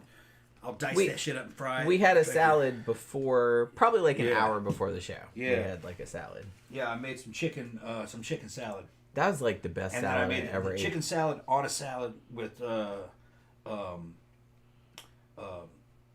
it was lettuce. balsamic vinaigrette. It was I blended that shit until it was beautiful. It was lettuce, tomatoes from the garden. Yep. Artichoke hearts. Yep. I think there was sweet peppers. Sweet peppers in there. Yep. And then it had like a dollop of big like chicken salad on it, top and like a little bit of shredded cheese. Yeah, it had shredded Parmesan. Was there cranberry, like dried cranberry in there? The dried cranberries was in the chicken salad. Okay, that's what I thought. Yeah. I knew that was in there someplace. Yeah, and tarragon. Yeah, that shit was fucking delicious. Mm-hmm. That was really good. That was really good. Bridget says it's our son's birthday today, and we just got back from dinner. Well, happy birthday! Well, happy birthday to your little son. I mean, we don't know. We don't know what his name is. We don't know if he's little or not. Yeah. He's probably 40. He could be like 40 years old for all we know. You know what I mean? We're so silly. But yeah. So, well, like I said, I was having a good time. Talking about fucking shitty Christmas music and stuff. Although, like I said, I don't know. I kind of like Christmas. I like Christmas. Although I will say, today, okay. So I was thinking, well, maybe I should at least review one Christmas movie, like for my little channel or whatever. And I've seen most of the good ones and reviewed most of the good ones. So I was like, what's another one that I haven't seen that's still pretty good? And so a lot of people had recommended Santa's Slay, S-L-A-Y. And it's on Shudder, so I started watching it. It's a horror comedy. And I don't know if I just wasn't like in the mood for it or I was thinking about other shit. I watched about 20 minutes of it and I'm just like, man, I'm going to go do some other shit. I'll try to watch it again later. Because it seemed good. It seemed funny. It was kind of funny. Kind of fucked up. But my favorite Christmas movie is actually Christmas Chronicles with fucking Kurt Russell. Kurt Russell. The first one. The second one's okay, but the first one's better. There's a lot of good Christmas horror movies. Yeah. We were talking about that before. Like, that's not a horror movie, obviously. No. But, you know, Christmas Chronicles is a straight up Christmas movie. That's just a straight up, and it's super fucking heartwarming too, which is nice. But I like that. I mean, Kurt Russell makes a really good Santa Claus, because he's like gruff and kind of pissy, but he's also like, you can tell he's like a good dude. You know what I mean? And Carries I like a 45 too. Oh yeah, that's pretty. Yeah, and he does like all kind of crimes, and he ends up in jail in the movie. But he gets out. Yeah. Gets everybody else out too. Which is pretty cool. It's a good movie. Yeah, he does. Check out Christmas Chronicles. It was made for Netflix, actually. Yeah, they made a sequel. They made a sequel. Yeah, it was okay. Yeah, it was okay. I like that it had Belsnickel in it. Yeah. Who we talked about a long time ago on one of our Christmas creature shows. Yeah, and it's got all of fucking Santa's fucking elves and their characters in it, and fucking it's a good movie. It's a good movie. It's fun for the whole family. I like the little elves in it. The Yeah. elves are super awesome. Like, they're super cute. Yeah. And I like the idea, the concept of Santa's bag being like an interdimensional portal. Yeah. Like, that's a really cool idea. Yeah, it has, like, so you crawl in the bag and it's like, and it goes, and it's unlimited. And it goes back to like the workshop. Like, it's like a wormhole or something. I think that's like really cool. It was all technology. Yeah. Yeah. Count Rolex said Two Front Teeth from 2006 is pretty funny. I don't think I've ever seen that one. Like I said, I started watching Santa's Slay today, and it seemed funny, but it's just like, I guess I wasn't really in the mood for it, you know, and I was doing other shit, like, you know, it's still work hours, like, you know, I work from home, so it's like, if I finish what I was doing, like, I'm just kind of like hanging out, and I have Slack open, and I have WhatsApp open, and so in case anybody like needs some shit, so I'm just kind of like, I can't really sit back and relax and watch a movie because you never know if somebody's gonna be like, hey, can you do this? Hey, can you do that? You know what I mean? So I can't like chill out. And I think that was probably why. So I got kind of distracted by something else, and I just didn't go back to it. But I don't know. Maybe I'll watch it. It'll seem kind of funny. But I'm going to write that down. But I don't know. Like, I think last year or the year before, I think I reviewed Hosts, which was great. That's like a British Christmas. I didn't even heard of that until I saw it on somebody's list. And then I watched it. I was like, holy crap, why didn't I ever see this before? This is fantastic. And I think I also maybe did Await Further Instructions, which I think is also British. That's also fantastic. And it's those two movies, because of the titles, I guess people don't know that those are Christmas movies, but they are. Both of them are set at Christmas. And they're both really good if you haven't seen either one of them. But I've reviewed both of those. Cool. Oh, Bridget says, thank you, he's 7. Okay, so he's little. The son is little. Yeah. Well, you should not be watching this show. Yeah. This is adult content. We haven't talked about anything like too messed up on here. But, you know, this show is not for children. Yeah. This is definitely not for children. I tell you what, though, Jen. I'm hungry. Okay. Let's go down there. I gotta start cooking. He's getting fussy. I'm getting fussy. So no, he's not watching. Okay. Yeah. Okay. I mean, like, hey, I'm not telling people how to parent or nothing like that. I'm just saying, like, if it was me, I probably wouldn't let a 7-year-old watch our show. But, you know, it's all right. It's all right if you want to. Well, I'll let you walk him out. I'm gonna start cooking. All right, Tom's gonna go downstairs and start cooking. Yeah, you can do what you want to do now. And I can do what I want to do. I'm gonna be gone for a while. All right. So we're gonna wrap it up for this evening. It's getting kind of late for us. Like I said, Tom's getting hungry, and he always gets kind of fussy when he gets hungry, as you know, on Friday nights. So we're going to go scrounge up something to eat, and then, I don't know, probably crash in bed and watch some shit and get up tomorrow. And then tomorrow night, we'll go out dancing. So, as we usually do on Saturday night. And maybe if anything fun happens, we'll tell you about it on Monday. So, yeah. So, hopefully you guys have a good rest of your evening. Have a good weekend. We will be back on Monday to do a movie review. I have no idea what movie it's going to be yet because we haven't figured it out. But, you know, that's kind of how it always goes. So hopefully you guys can show up for that. Thank you for hanging out with us this evening. Thank you for your super chats and the discussion. We will see you again on Monday night.